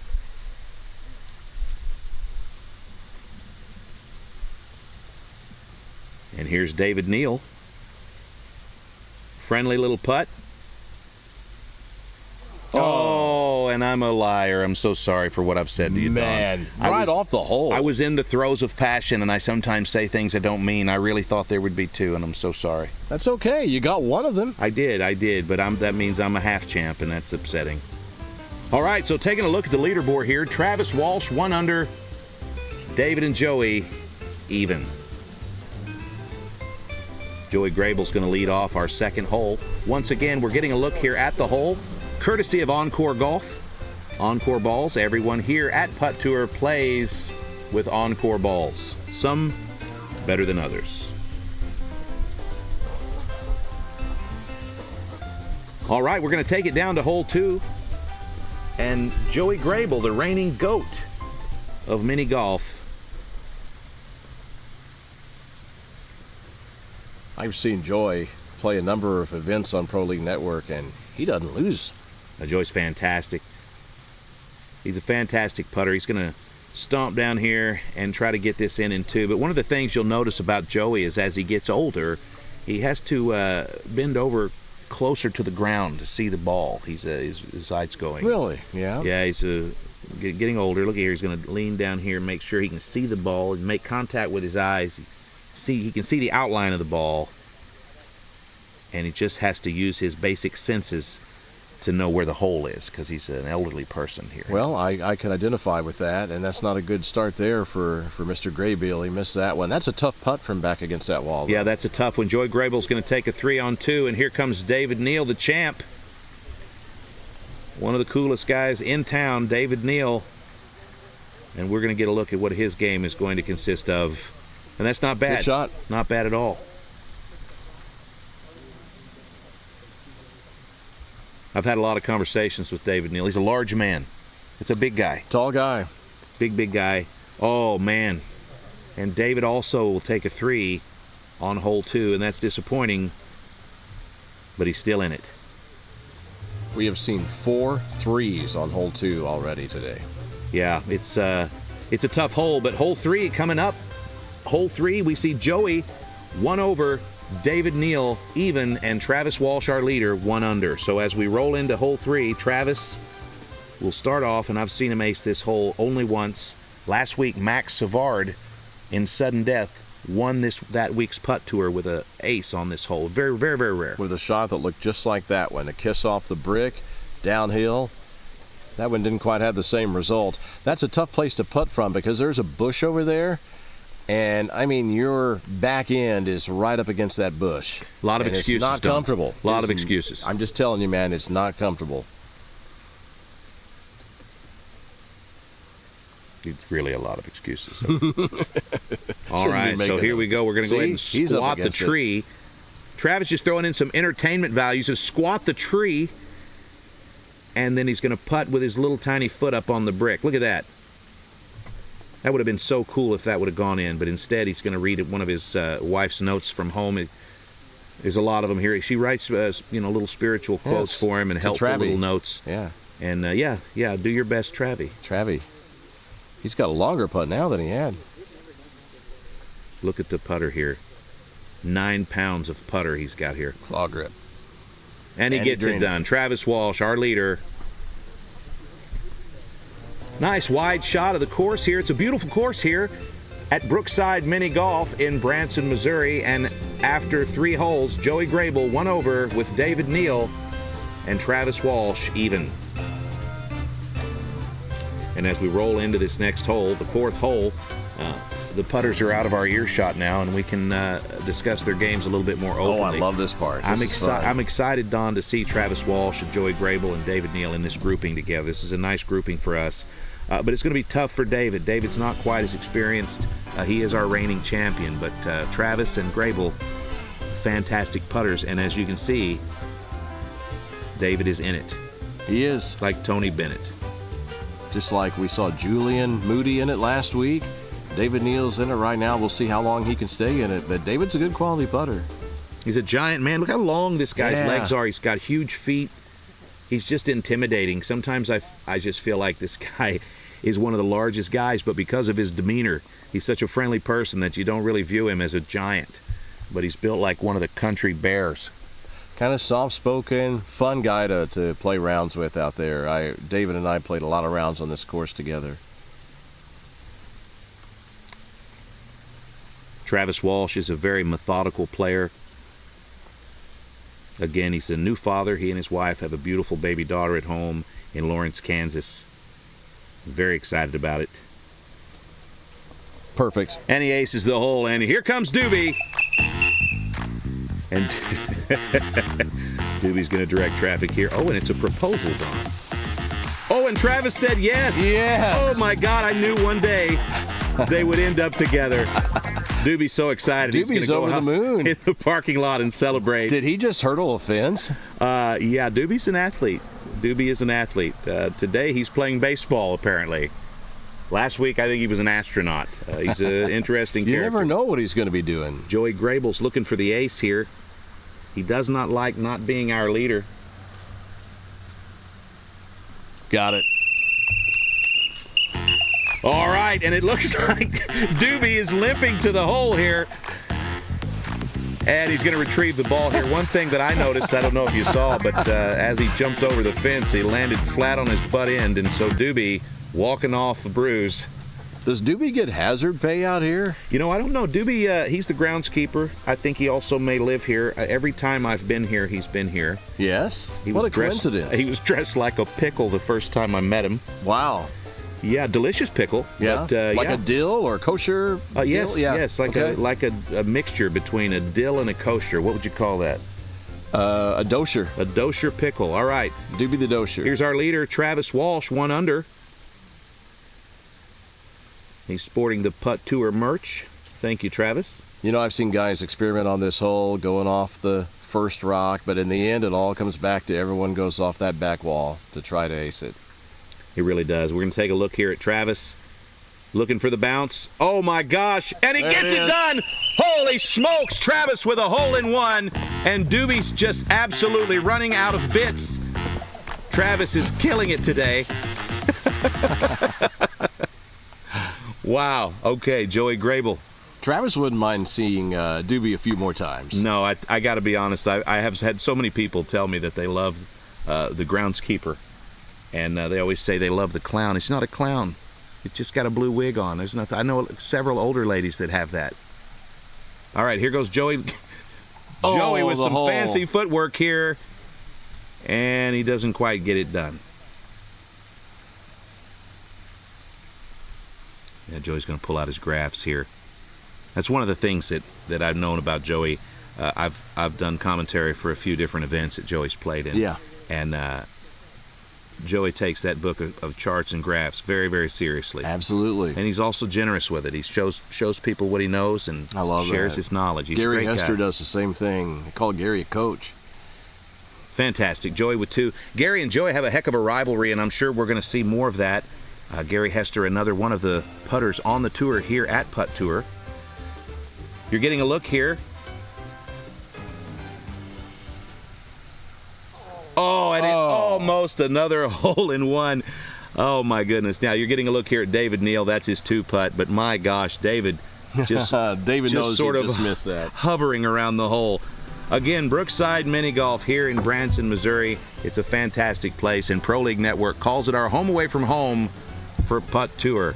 Joey Graybeal is even. David Neal 1 over, and our leader, Travis Walsh, 2 under as we move forward to the 5th hole. These two gentlemen, Joey Graybeal and David Neal, they got their work cut out for him. And I know Joey is a quality putter. He's a former Masters champion, won the Masters back in 2018, and won the U.S. Open back in 2016. Now David Neal, 1 stroke behind Joey Graybeal, 3 strokes behind Travis Walsh, and looking for something fantastic to happen today at Putt Tour. But he is the underdog on all of the odds, Joey being the favorite. Getting a little right to lefter here, and most of these guys have gotten pretty good at this shot.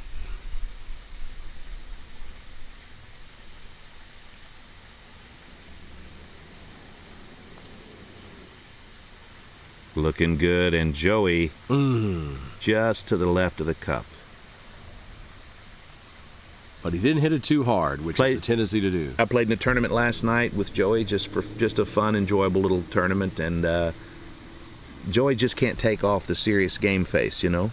I noticed in that fun little enjoyable tournament, he had the low round of anyone out there last night, and of course he's never played before. And after he finished putting, he decided to follow me around the course and remind me how horrible I was compared to all these professional putters.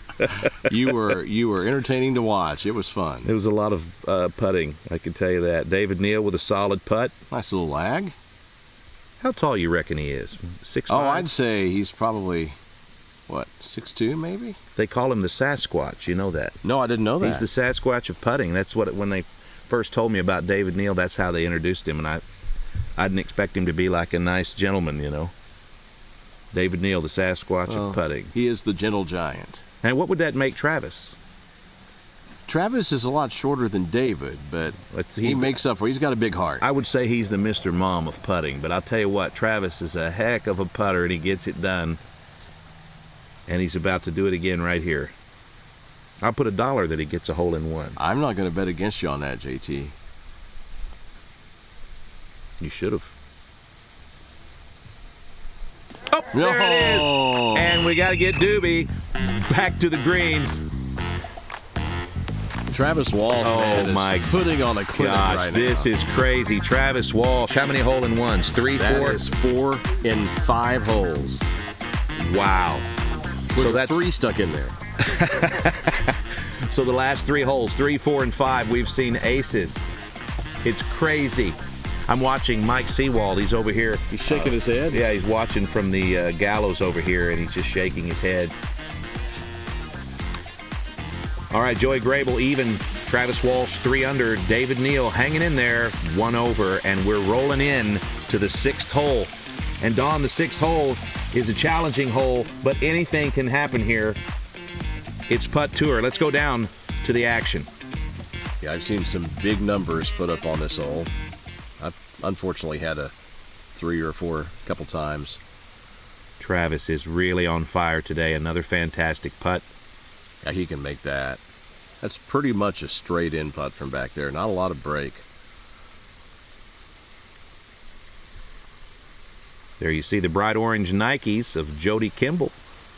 Jody Kimball's helping us out today, measuring for the putters, but he also competes at Putt Tour, and last week we saw a nice performance from him. Yeah, Jody and I both would. It's tough. It's fun watching, but it's a lot more fun playing. Fine performance this far by Travis Walsh, the current record holder on this course for Putt Tour, with a 31. He's looking to smash that today. And nice there's a 2. Today in practice, Brian Johnson, our first finalist. He beat that record twice, but it's unofficial if it's not during an official Putt Tour competition. Shout out to Mike Seewald. He and I played around the other day. I shot a 33 and lost to him by 3 strokes. He shot a 30 with a 13 on the front. Is that a fact? Yes, sir.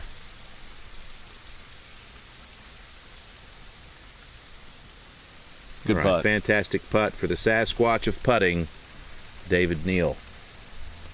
Somebody told me he wears a size 16 shoe.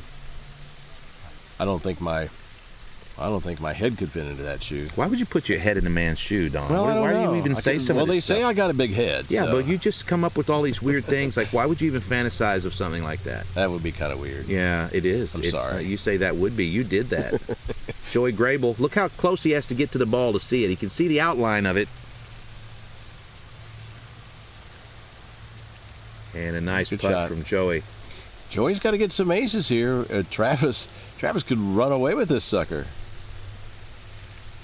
I really like Joey. He's fun to watch putt. He's got a hilarious personality, but he's all about business in situations like this. And right now, he needs to gain some ground here. He's got to make his way to the final. Doesn't matter how you get there, Don. At Putt Tour, it's just about getting to the final. Absolutely. So then you have a chance. he doesn't have to beat Travis. He just has to get that lowest score. And he's on his way. He just took a left. Now, that surprises me there. That's not a putt you'll see Joey Graybeal missing. And Joey's going to put up a 3 here, and you can see the frustration on his face. That puts him 1 over. Absolutely. Pro League Network, purveyors of niche sports, bringing you Putt Tour this Monday afternoon. Our leader is Travis Walsh from Lawrence, Kansas. He's 3 under. David Neal and Joey Graybeal both 1 over. Now we're rolling into the 7th hole, and this 7th hole is typically a disaster. Everyone's ended up in the water, but almost a hole-in-one earlier in the earlier round. Last week, a hole-in-one by Max Seewald, but it's less than a 4% chance of a hole-in-one on hole 7. Let's go check it out. Joey just kind of casually takes a dive into the water, and let's see how it goes. Can't catch a break. Good leave, though. And one of my favorite Putt Tour moments was last week. Max Seewald, he stands on 1 foot, covers his eyes, putts with his left hand. Hole-in-one, the only one I've ever seen on this hole. Such skill involved in this hole, right?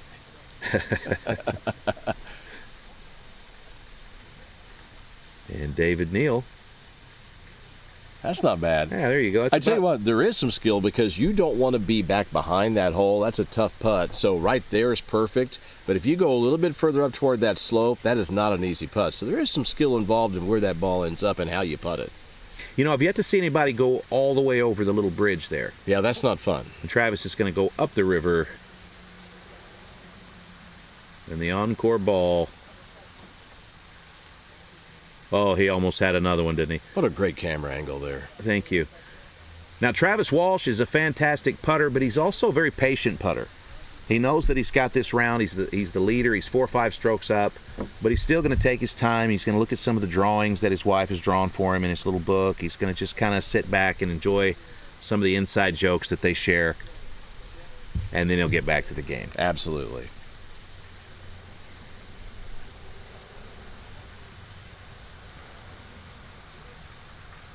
Good putt. And boom goes the dynamite, Travis Walsh.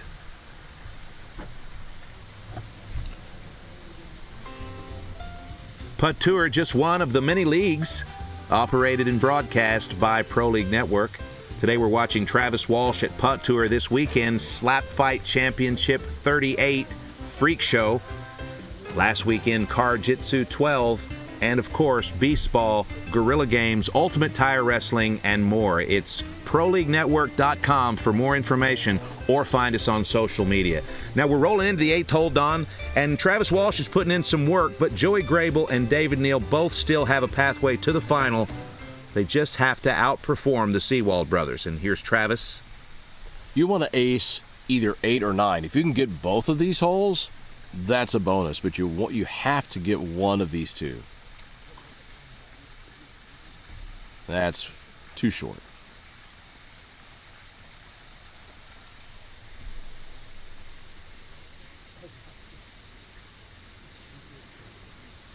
He's like a cat. You ever see a cat when they're getting ready to go to sleep and they just kind of like, yeah, with their paws, they just kind of like press up and down on their bed and kind of, look at it, he does that with his little toes. With his toes.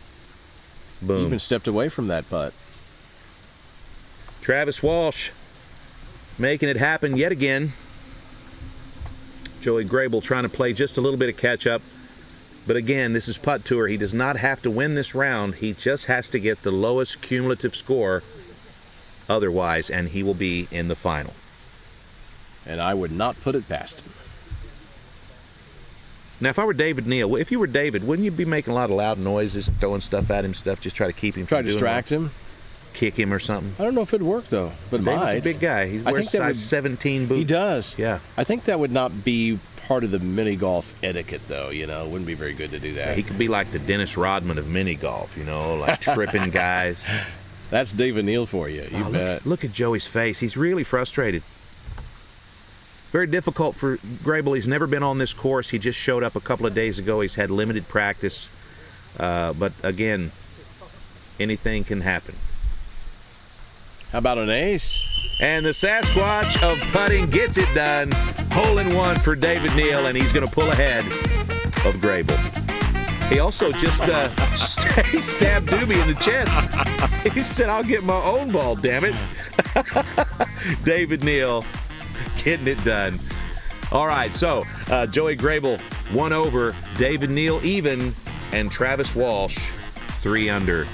We're about halfway through this first round. We're heading into hole 9, Don, and not exactly what we expected, but anything can happen. We're all within 4 putts here. Yeah, I think Joey is going to be right there. I would be shocked if he is at +1 or even when this round is over. I think he'll be in below par territory. Yeah, hole 9 is a fantastic hole. There's a good chance we're going to see a couple of aces here, but Joey needs one, and Travis Walsh has the opportunity to play just a little bit reckless and go for some big numbers. Oh, here. yeah, he's already had 4 aces on the front 9. This would give him 5, and he has 1 mistake, and that was on hole 3. All 3 of these players took a 3 on hole number 2, I should say, number 2. Tough hole.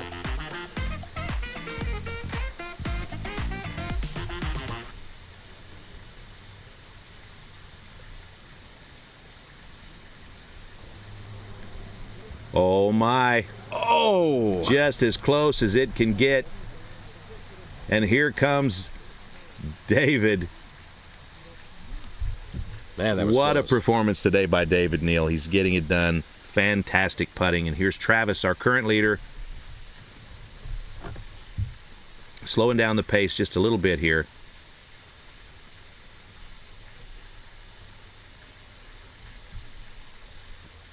Travis runs a business in Lawrence, Kansas, a mini golf party business. He's got a fantastic portable mini golf course. He builds mini golf courses. Yeah, he's really incredible. Cool. Fantastic. And look at this. He makes He holes dominates them. Here comes Doobie. Another hole in one. Number 6. Doobie out of the for bushes. Travis Walsh. And he and Doobie playing multiple sports today. Yes. Wow. That was a home run. All right, Joey Graybeal following up a fantastic shot and a fantastic performance by Travis Walsh. Joey needs a big number here. Travis 4 under par on the front 9.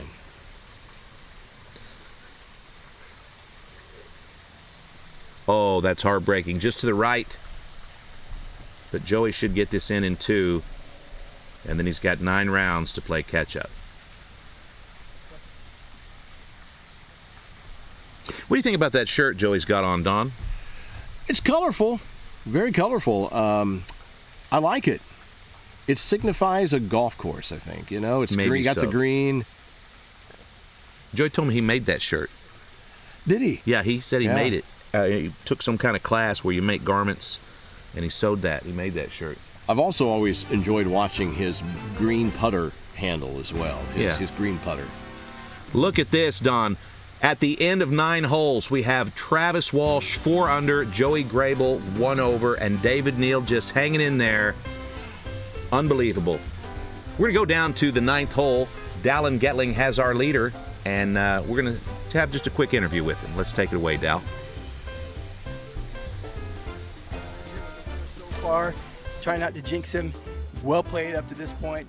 Can you share a little bit about the notebook? Now, I notice you're looking at that at the second shot, right? Not the first shot. Yeah, most of the time it's got a few notes on first shot, but if you haven't memorized those by now, then, move on. But it's usually a second putts just so we kind of know what we're doing. But, the book is confidential information. What's great about playing mini golf with a lot of these guys is we all share notes and we all, compare what we're all doing. And it's a lot of fun. It's a team effort for us to play well. So specifically, like your ball would be in a very specific location. You look at the notes because you'd been there before while practicing and you knew how to play. Exactly. Yep.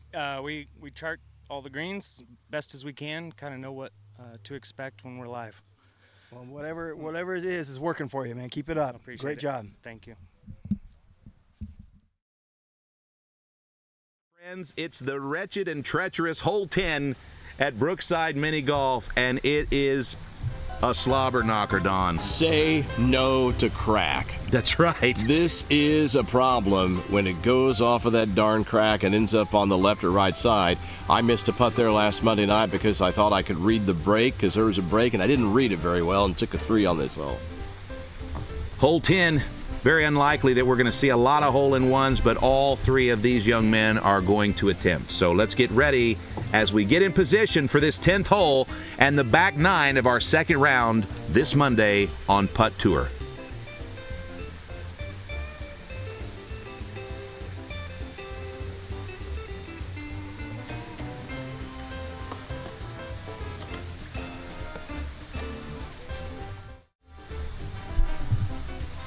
All right, Joey Graybeal up first. He's got to get something going here, man. Yeah, it's a tough situation for Joey. He's had a couple of really booger holes today. I hate to use such technical terms, but that's the only way you could really... You have an expanded vocabulary. I have. Oh, now look at that. He keeps trying to slam dunk these balls. That's not a horrible putt, but, he's... More than I've seen on this course, he's just slamming into the cup and taking 2s. He's going to have to find some finesse here. Oh my gosh, another right-hand turn when he needed it. That hurt Joey there. That's rough. A lot of frustration. Now here comes David. David Neal came out of nowhere last month and won the Putt Tour inaugural tournament. Everyone's very fond of David, but he's always just kind of lurked around the top of the food chain. He's never really brought home a lot of victories, but today it's a solid he's looking putt. hot. Yeah, he's going to pull in another good score here. David Neal of Branson, Missouri, by way of the Villages in Florida. Right in place to make it as the wild card today in our final. Now here's Travis Walsh. So far the best performance of the afternoon. Travis is a hilarious guy. He is. Travis, I hung out with him recently. He's a hilarious guy. He's funny, smart, and he's opinionated. I love hanging out with Travis. And look at this, another great putt. Yeah, he's a fun guy to talk to. Good family man, has a brand new baby girl. Congratulations to he and his wife. Travis is sporting the Putt Tour merchandise. If you want to take a look at all of the Putt Tour merchandise, just go to ProLeagueNetwork.com or any one of our social media handles, any one of our leagues, from Beast Ball to Slap Fight, Car-Jitsu, Putt Tour, and more. Find your way to the site. Take a look at all the hot new merch. It's Pro League Network. Now, taking a look at the leaderboard here as we roll into the 11th hole, it's Travis Walsh 4 under, David Neal even, and Joey Graybeal 1 over. And the thing, too, here, JT, is the remaining holes, the more holes you play here on this back 9, you run out of a lot of good ace opportunities. Hole 12, if you play it right, there's a chance of acing that, but we haven't seen it here today. We've seen everyone hit it down to that rock. But first of all, you got to get past 11. And 14. And David Neal with another mighty putt, just a little more, and he would have had that dude. But that's okay. David's happy with 2. You betcha. You're always happy with a 2 on hole 11. Huge feat, David. Size 21 sneaker. All right, Travis would love to extend the lead.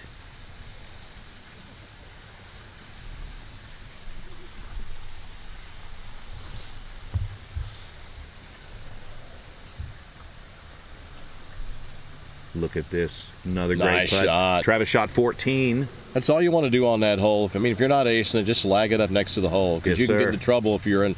I was against that back wall Monday night. Luckily, I made it, but it's tough when you're against that back wall. Travis shot a 14 on the front 9. He's on pace to set a new record, but here's Joey. Looking for the ace. And he's going to take the 2. Those are 3 good shots on that hole. Joey Graybeal. Just lagging behind a bit here. David Neal. And, of course, Travis Walsh in the lead. Tell you what, it's tough. Anything can happen, as you know, JT Tilley, in one round. And that's what you get out here. You got one round to show what you can do. Well, here we are, Don. It's hole 12. Oh, I love this hole. The Rock of Gibraltar. This is a crazy hole, and people either love it or hate it. Right now, we have yet to see a hole-in-one on the 12th hole, but it's time to take a look. Now, our statistician, David, tells us that it's not going to happen. Let's see if we can prove him wrong. This hole has made me insane over the last 4.5 weeks trying to find the line. If you only know how many times I've said that. Now, I've seen Travis ace it. I saw him ace it in the tournament where he shot the 31. Oh, is that so? I've never seen that. Let's see what happens here. Not a bad putt. Oh, that was a good look.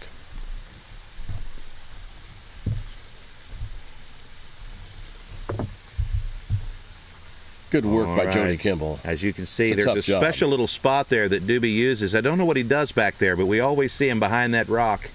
And he's always like squatted down back there behind the rock like he's going to jump out at you and scare you. Well, or he's doing something covert. Look at there. There's a 2 for Travis. This guy's like nothing to it. Yeah, nothing to it. He's a machine. Travis Walsh, Lawrence, Kansas. Here's Joey Graybeal from the great state of Georgia.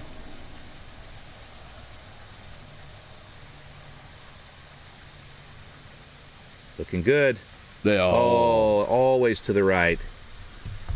Joey up against this rock. This wretched, wretched rock.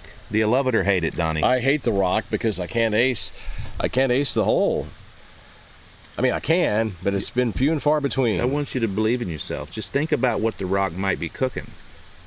Now, there's a 2 for Joey. Yeah, putting up against that rock's not so bad. It's just that you don't want to be anywhere near that rock. You want the ball to be in the hole. Well, thanks, Captain Obvious. Yeah, why don't you just shoot the ball in the hole then, Don? Well, a little bit of a different strategy here from Dave. Off the rock. Holy smokes. Even worse putt than we imagined. Worst case scenario by David Neal. Let's see what he's going to do. He's got some relief here. This is what you call a crap sandwich, Don. This is not that bad of a putt. Well, let's take a look here. Giant man. Look at that. Great putt. Good job. job. Cool, calm, and collected. David Neal getting it done. There's a shot of the belly of Graybeal. And we are having a blast here in Branson, Missouri. It's Putt Tour. It's a crazy afternoon every Monday of miniature golf. I'm starting to look forward to Monday afternoons, Don. How about you? Well, you know what? Over the last month, it's just been a daily part. You know, I go work at my job in Springfield, and I drive down to Branson and hang out at Putt Tour all day. Yeah, it's a good time. I never thought, with a background of combat sports, I never thought that I'd become a the world's leading expert in mini golf, but it seems to be happening. You're getting there. Yeah, I've heard myself referred to as the absolute aficionado of mini golf. I'd like to curb that, so I'm going to play up my inadequacies here. You do that. Thank you. It's a strategy I have. I just want to leave some for the rest of you. Joey Graybeal, trying to make something happen here. Let's see if he goes off the back wall like everyone else is doing today. There is nobody trying to attack this hole straight on. That surprises me. Joey's a snappy dresser. I like that shirt. Yeah. And he'll take a deuce. Ah, look at that smile. He's got a smile. Camera. He didn't like to lose, but he also doesn't get too bent out of shape when it doesn't happen for him. Now, David Neal, on the other hand, David Neal's liable to wreck this whole place if he doesn't do well today. He's shooting at a different hole over here that the rest of us aren't playing on. Tell you what, this is a tricky putt from back here. David and I have worked on this putt. He's made it. I've made it. He's missed it. I've missed it. So let's see what he does here.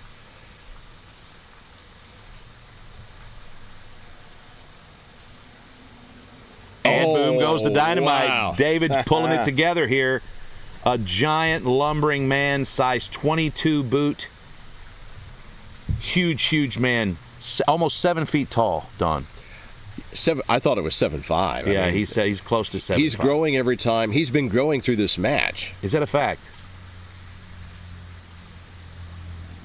I think Travis Walsh has grown about a pretty putt. 8 inches as well. Look at this. Look at this. Oh. It was just a pretty putt. Travis, it really looks great today. But he's looking to do big things at Putt Tour, so I know he's expecting more out of himself, even though he's currently on pace to break his own record.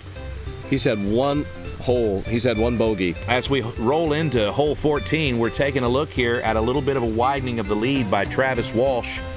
Travis Walsh is 4 under, David Neal even, and Joey Graybeal 6 putts behind at 2 over. Now, if Travis deuces out, he's looking at a 18 on the back and a 32 for the round, but there's still a couple of holes here, including the hole that bit him 2 weeks ago. Hole 14. Hole 14. One thing about hole 14, there's less than a 5% chance of the ace, and so these guys are looking to just put in a little work to get near the hole. But you got to hit that first shot hard enough. And look at that. David Neal avoids the trap. David Neal sporting the Putt Tour cap. You can find that Putt Tour cap at ProLeagueNetwork.com and put it on your head. I've given my wife a whole Christmas list of Putt Tour merchandise that I want. Don, I know a guy. You know a guy? Oh, I do. Cool. I do. That's a nice deuce for David Neal. That's a tough hole to get by, and he's just deucing everything. Hole 14 is a tragic hole. In our, I guess it was about 3 weeks ago, we saw Travis Walsh and Justin Thomas in the final round of a little 4-man tournament. And this hole took one of them for a 5, one of them for a 4, and it made the difference in the tournament. Justin had just tied it with an ace on 13. He puts up the 3, and it's not looking good, but then Travis got stuck down there in the, what do you call that pit down there? Well, that pit is lava, man. The lava. He got stuck in the lava pit and ended up taking a 4, and they deuced from there on out, and Justin Thomas beat Travis Walsh. Now, the guys here at Putt Tour call that the oh shoot pit, but they don't censor it like I did. Oh, okay.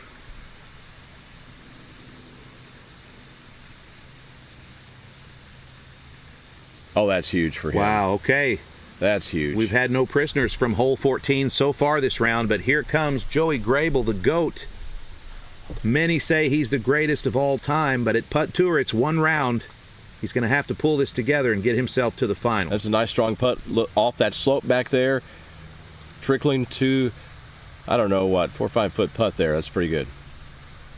Yeah, that's a 4-footer, so he's going to look here at his Hallmark greeting card book for some inspiration. He found a good verse. He did. Joey's had some health problems over the last couple of years, but it's fantastic to see him back in action, looking healthy and playing well. Looking good. We've had you in our thoughts, Joey. How about that? 3 deuces on a really tough hole. 3 deuces on 14. That's how it goes down today. Now we're rolling into 15. Now keep in mind, 15 is a very difficult hole here at Brookside Mini Golf. The chances of a hole-in-one on 15, 0%. So let's see what happens here. Joey Graybeal's 2 under. David Neal's even, and Travis Walsh is holding firm at 4 under. As we roll into this 15th hole, the putter's going to have a choice to go around the little hill there or attack it right up the ramp. What do you typically do there, Don? I never go up the ramp because we saw what happened to Eric Fiege last round. It got stuck up there, and to me, that's all I need. I'm not going to do that again. I go off the right side brick, kind of put it in front of the hole and curl it up a couple feet in front of the hole there. I think I would pick the ball up and maybe try to throw it and just make the basket in the hole. Oh, that would work too. Yeah. It's tough to do, though, throwing it. Oh, not me, man. Really? I'm known for my good throwing. Yeah. Basketball golf, huh? He's trying it. Good for him. He was a little bit leery, that putt in the beginning, but what does he have to lose right now, right? Yeah, he's golden. At this point in the match, it's looking like he's a given. In fact, he is a given to go to the final here, regardless of method. So he's going to take a few little chances here. He's going to take a walk. He's going to dissect this angle. There is no putt that is easy on hole 15. Not a single one. But I think he'll drain this. And he does. And boom goes the dynamite. Travis Walsh is walking away with this round. Many thought he would struggle, but Graybeal's having a tough go of it here at Brookside.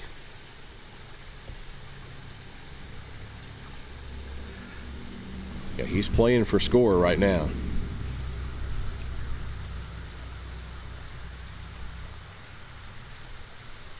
Oh, no, and hole 15 claims another victim here. And that, JT, is why it's so dangerous to do that shot. Travis did it. I like doing it, but that's why it's dangerous, and he probably regrets that he went that way because it hit the bricks and bounced right back.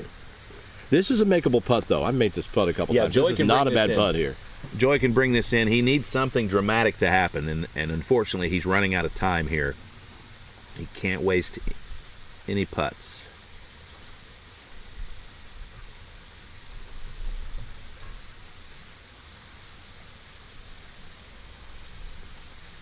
Now that's unfortunate. Just a little to the right there, Don, and Joey's going to need to. And that ball likes to roll on this hole. Just keeps rolling and rolling and rolling.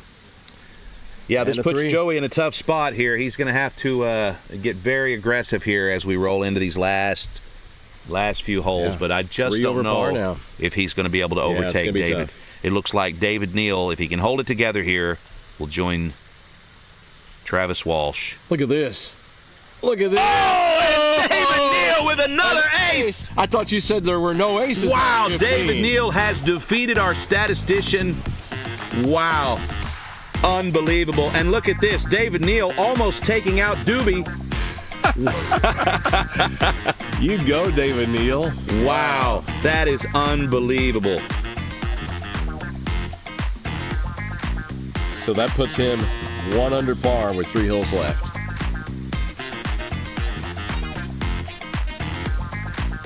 That was amazing.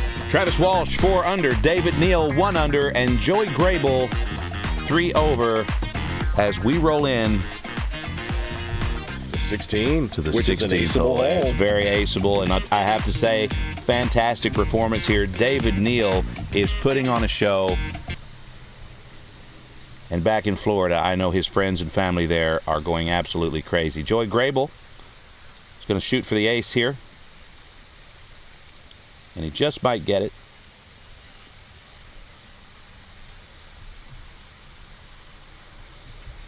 And there it is. There it is. And a hole-in-one for Joey Graybeal. And here comes Doobie. Oh, and Doobie loses his hair. Holy smokes. He forgets to do his job. You got one job, Doobie. That was tough to watch. Yeah, that was tough. That's one of those defining moments in Doobie's career right there. All right, the Sasquatch of mini golf showing us why he's the champ. Can't leave it short. Good looking putt. Little bit short. That's good, though. But that's going to work good for David Neal. Look at that. I think even the camels are applauding in the zoo back behind us. Yeah, here in Branson, Missouri. We're right next to the Promised Land Zoo, and you never know what you're going to hear when you're playing here at Brookside. Camels, peacocks.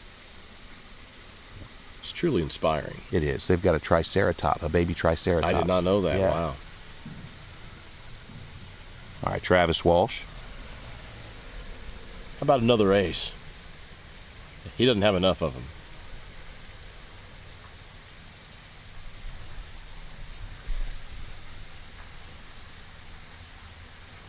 Oh, rolled around the hole. It sure did. Oh.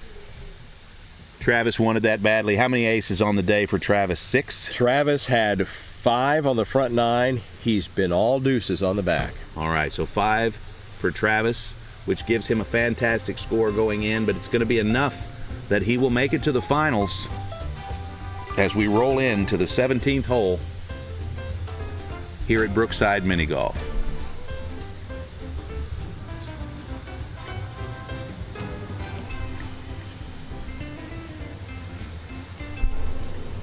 th hole, Joey Graybeal, David Neal, and Travis Walsh will be stepping up here to put an exclamation point on the match. David is absolutely crushing it here on this back 9, and he has pulled out a berth to the final. And it was great to watch. Yeah, it's just really solid golf by David.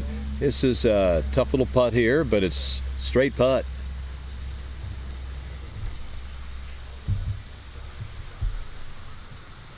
And there it is. Oh, went left. To the left. Yep. That's all right, David. It's a fantastic round for you so far. And barring some natural disaster, earthquake, or hurricane, it looks like David and Travis will be joining Brian Johnson in today's Putt Tour final. It's a good shot. Look at this. Look at that. Oh! Just as close as you can get. Yeah, another deuce. You make hay on the front 9, JT, and you deuce the back 9. Travis put up a 14 on the front, 4 under par, and he's done nothing but deuces on the back. Joey Graybeal here, the GOAT, pulling it together in the final moments here. Look at this. And he'll pull a 2 likely. Yeah, he'll get that.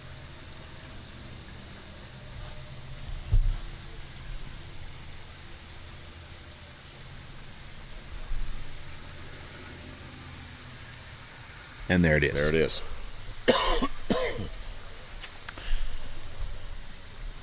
Graybeal 1 over par on the front, and he's 1 over on the back.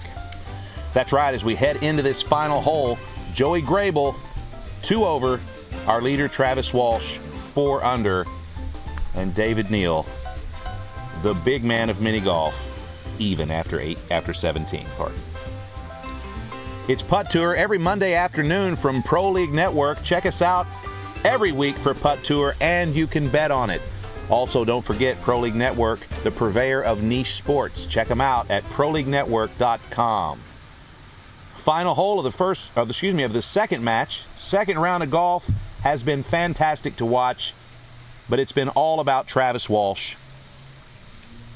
He didn't want to do a whole lot there, just wanted to cozy that up pretty close to the hole, take his deuce, and move on with a 32. Absolutely. He's just going to take this 2, and he'll deuce the entire back 9. 5 hole-in-ones on the front 9. And aside from just a little bit of crying, I can hear the ladies singing now. That was a solid round.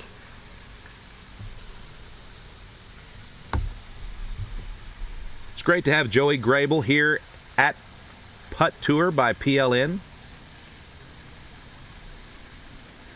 Joey plays very well, plays all over the country. This is his first time in Branson, Missouri playing, and we look forward to having him back. He's going to take a deuce on this 18th hole, and that's going to be a wrap on Joey Graybeal for this episode of Putt Tour. Thank you, Joey. We'll see you again soon. And David Neal will be our third finalist. barring something crazy. Which I don't think we'll see here. Yeah, near the hole. Nice little lag putt there. Well, I went past the hole, but still, this is a deuce. Right now, the David Neal fans are going crazy. This is a fantastic performance, and it doesn't matter. Oh, look at that. Take your time now, David. Take your time. Don't get in a hurry, man. David Neal, our third finalist, and that's a fantastic story. David Neal out of nowhere makes it to the final where we will play sudden death for the money. David Neal, Travis Walsh, and Brian Johnson. It's a fantastic day of mini golf here at Putt Tour. And Don, I'm glad you were able to join me today. I loved it. My pleasure. When we return one of our next episodes, I saw your name on the roster, so we're looking forward to seeing you play again soon.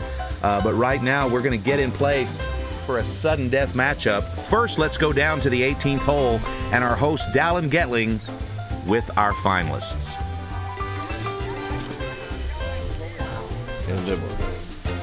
Yeah, he did. Was your record? You 31 last time, right? Correct. Yeah. It's a good round. A solid round. Just had a few lip out, but it was a good round. Okay. Well, now we're going to go into sudden death.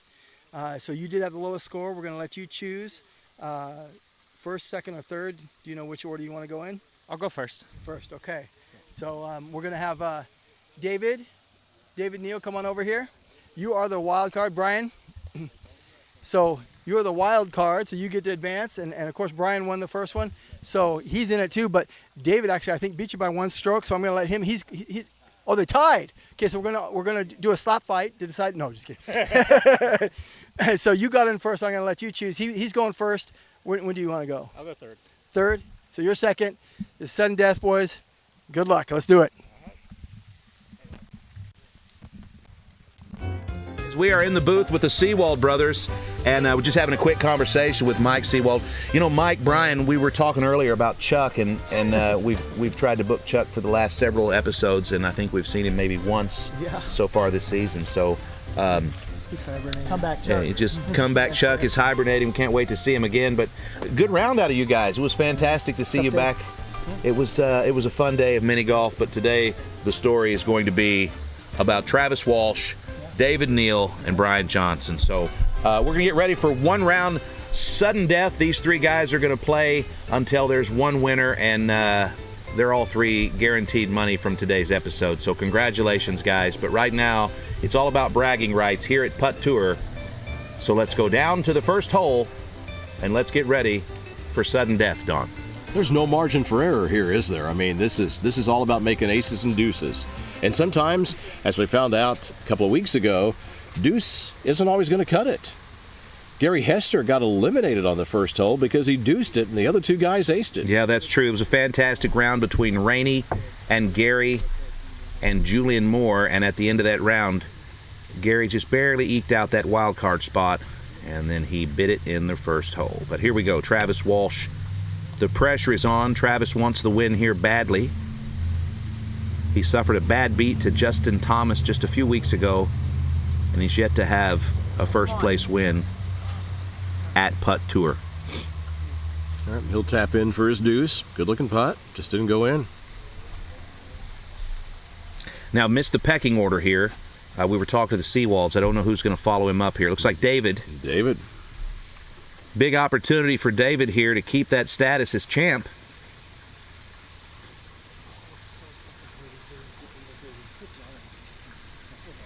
And here it comes. Good putt for David. Now what this means is if Brian Johnson can ace this hole, he will be today's winner. If he cannot, we're going to go to the treacherous and wretched second hole. I'm not a big fan of that second hole. Several of our players have not been a big fan of it today. Brian Johnson locking in on his target.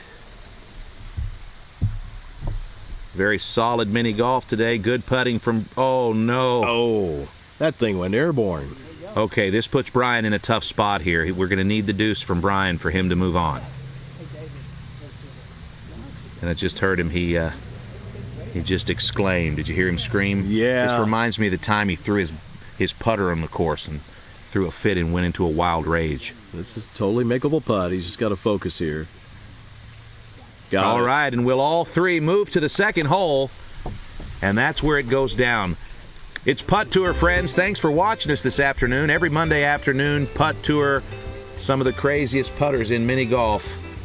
And today we've had a heck of a battle. We've had 7 fantastic putters. We've boiled it down to our top 3, and we're now in sudden death for the money. Leading off this second hole will be David Neal. David Neal, the Sasquatch of mini golf.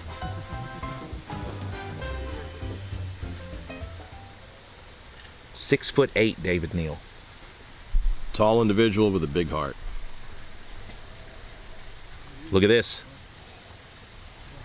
Good putt for David Neal. Fantastic putting today. Size 37 shoe. David Neal with a 2. Yeah, dude. Let's go. All right, up next, Brian Johnson.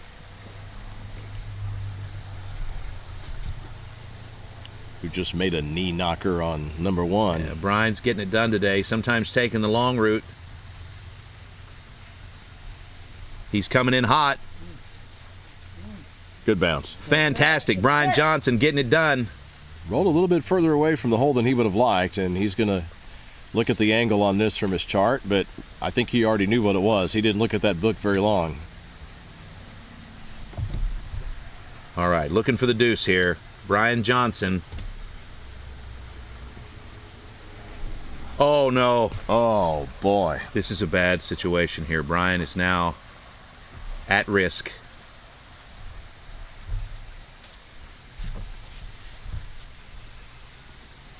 With a 3. That means David Neal's going to move on and or win this hole right now, as Travis needs a deuce or an ace. Well, we see to win or move forward. We have seen Maxime Seewald ace this hole when everything was on the line. It's a very intense moment here. We could see Travis's face. He's concentrating. He's doing that thing with the tongue.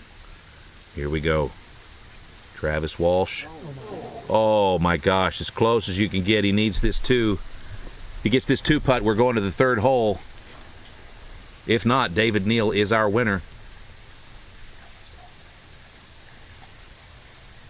You could cut the tension with a knife. All you can hear is the running water at Brookside Mini Golf right now. Oh, that might be me. I've been here for 3 hours. Oh, okay, that was you. Ooh, I'm gonna step away a little bit here. Travis Walsh. He needs this putt. There's a lot on the line here. He's all the way over on hole 5. Travis Walsh has had a couple of second-place finishes at Putt Tour. It's been eating him up. He needs this. Step away. Take your time.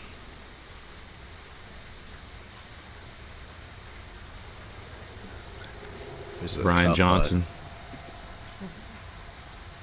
out of the competition. David Neal waiting at the mouth of hole 3. Oh, nice. And he's going to be joined by Travis Walsh. The pressure is on. Clutch. Point out that David puts left-handed on this hole. So David Neal, on hole 3 putts left-handed. Our scorekeeper just came up. Thank you, Jody.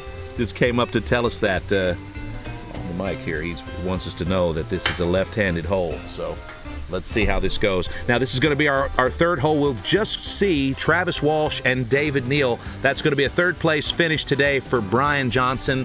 Fantastic to have you here, Brian. Great effort. Thanks for your playing today. But right now, the third hole belongs to David Neal and Travis Walsh. Let's go down now and see how we finish up. Right below the broadcast booth. They can hear everything we're saying here.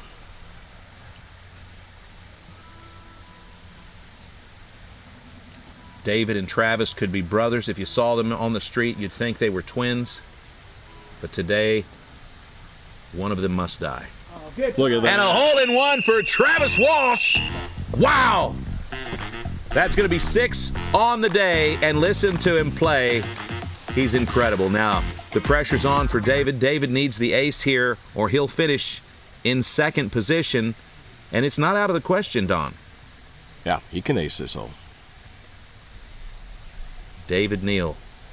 He's got snow skis for feet. Oh, and it's just an inch short That for is David on the Neal. lip of the hole, JT. Wow, it's on the it's lip. just absolutely heartbreaking. David Neal's going to finish in second today at Putt Tour. And I think he stole your hearts. That's fantastic performance. David Neal making a big statement. But today's winner, Travis Walsh. Wow, what a great afternoon of mini golf, Don. We've had a great time. It's been exciting. Well deserved by Travis. Absolutely. What a great performance by Travis Walsh, and taking nothing away from David Neal. Travis Walsh taking home his first win at Putt Tour. He's been at the top of the pack every week, but this is his first place finish. So congratulations, Travis, the winner of our qualifier last year and today's Putt Tour champion. Second place, David Neal, and third place, Brian Johnson. Thanks to all of our putters today. But let's go down to our host, Dallin Getling, and today's winner, Travis Walsh. That was fantastic. You were on fire all day long, but that was, what a way to end, because he was as close as you could get without it going in, wasn't it? A lot of quality players out here, man. I feel fortunate to get away with today's win, but no, it feels good, you know, coming out last week or a couple weeks ago and not getting the W after playing so well. You know, I came with some revenge today. Yes. So have you been on the course, I take it, from then till now? Yesterday, yeah. Yesterday? Came out. You know, we got little ones at home. My wife is so freaking supportive for me to be out here, man. Yeah. I'm blessed with the opportunity to even be here. So, you know, you want to blow a kiss or something? Awesome. Anybody else you want to say thanks or shout out to anybody? Yeah, you know, anybody that's rooting for me, anybody that's in my corner, it's hard not to root for the rest of these guys. Fantastic putters. Enjoy any opportunity I get to come out here. But love you, Sarah. Thanks so much for letting me come out. Awesome. Well, great job. It makes it all worth it because you did it. Congratulations. Thanks, man. Go celebrate, brother. Appreciate it. Well, friends, there you have it. Putt Tour for this week is in the books.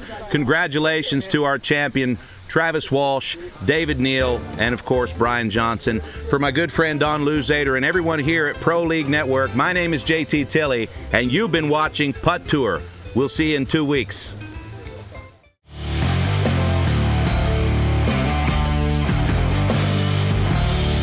I have loved putt-putt since I was a child. It was kind of a family thing that we did. Altogether, it's a lot of fun to compete with him. There was a course that we had there in town. They had a tournament back in 1986 and went out there and won second place. I play mini golf because I've got a pig in the livestock convention down the road. They call me Ace. I'm the youngest one out here. I'm in my rookie season, and I'm ready to show everyone what I can do. I play mini golf because I turn 30 next month. It's about the only sport I can keep playing.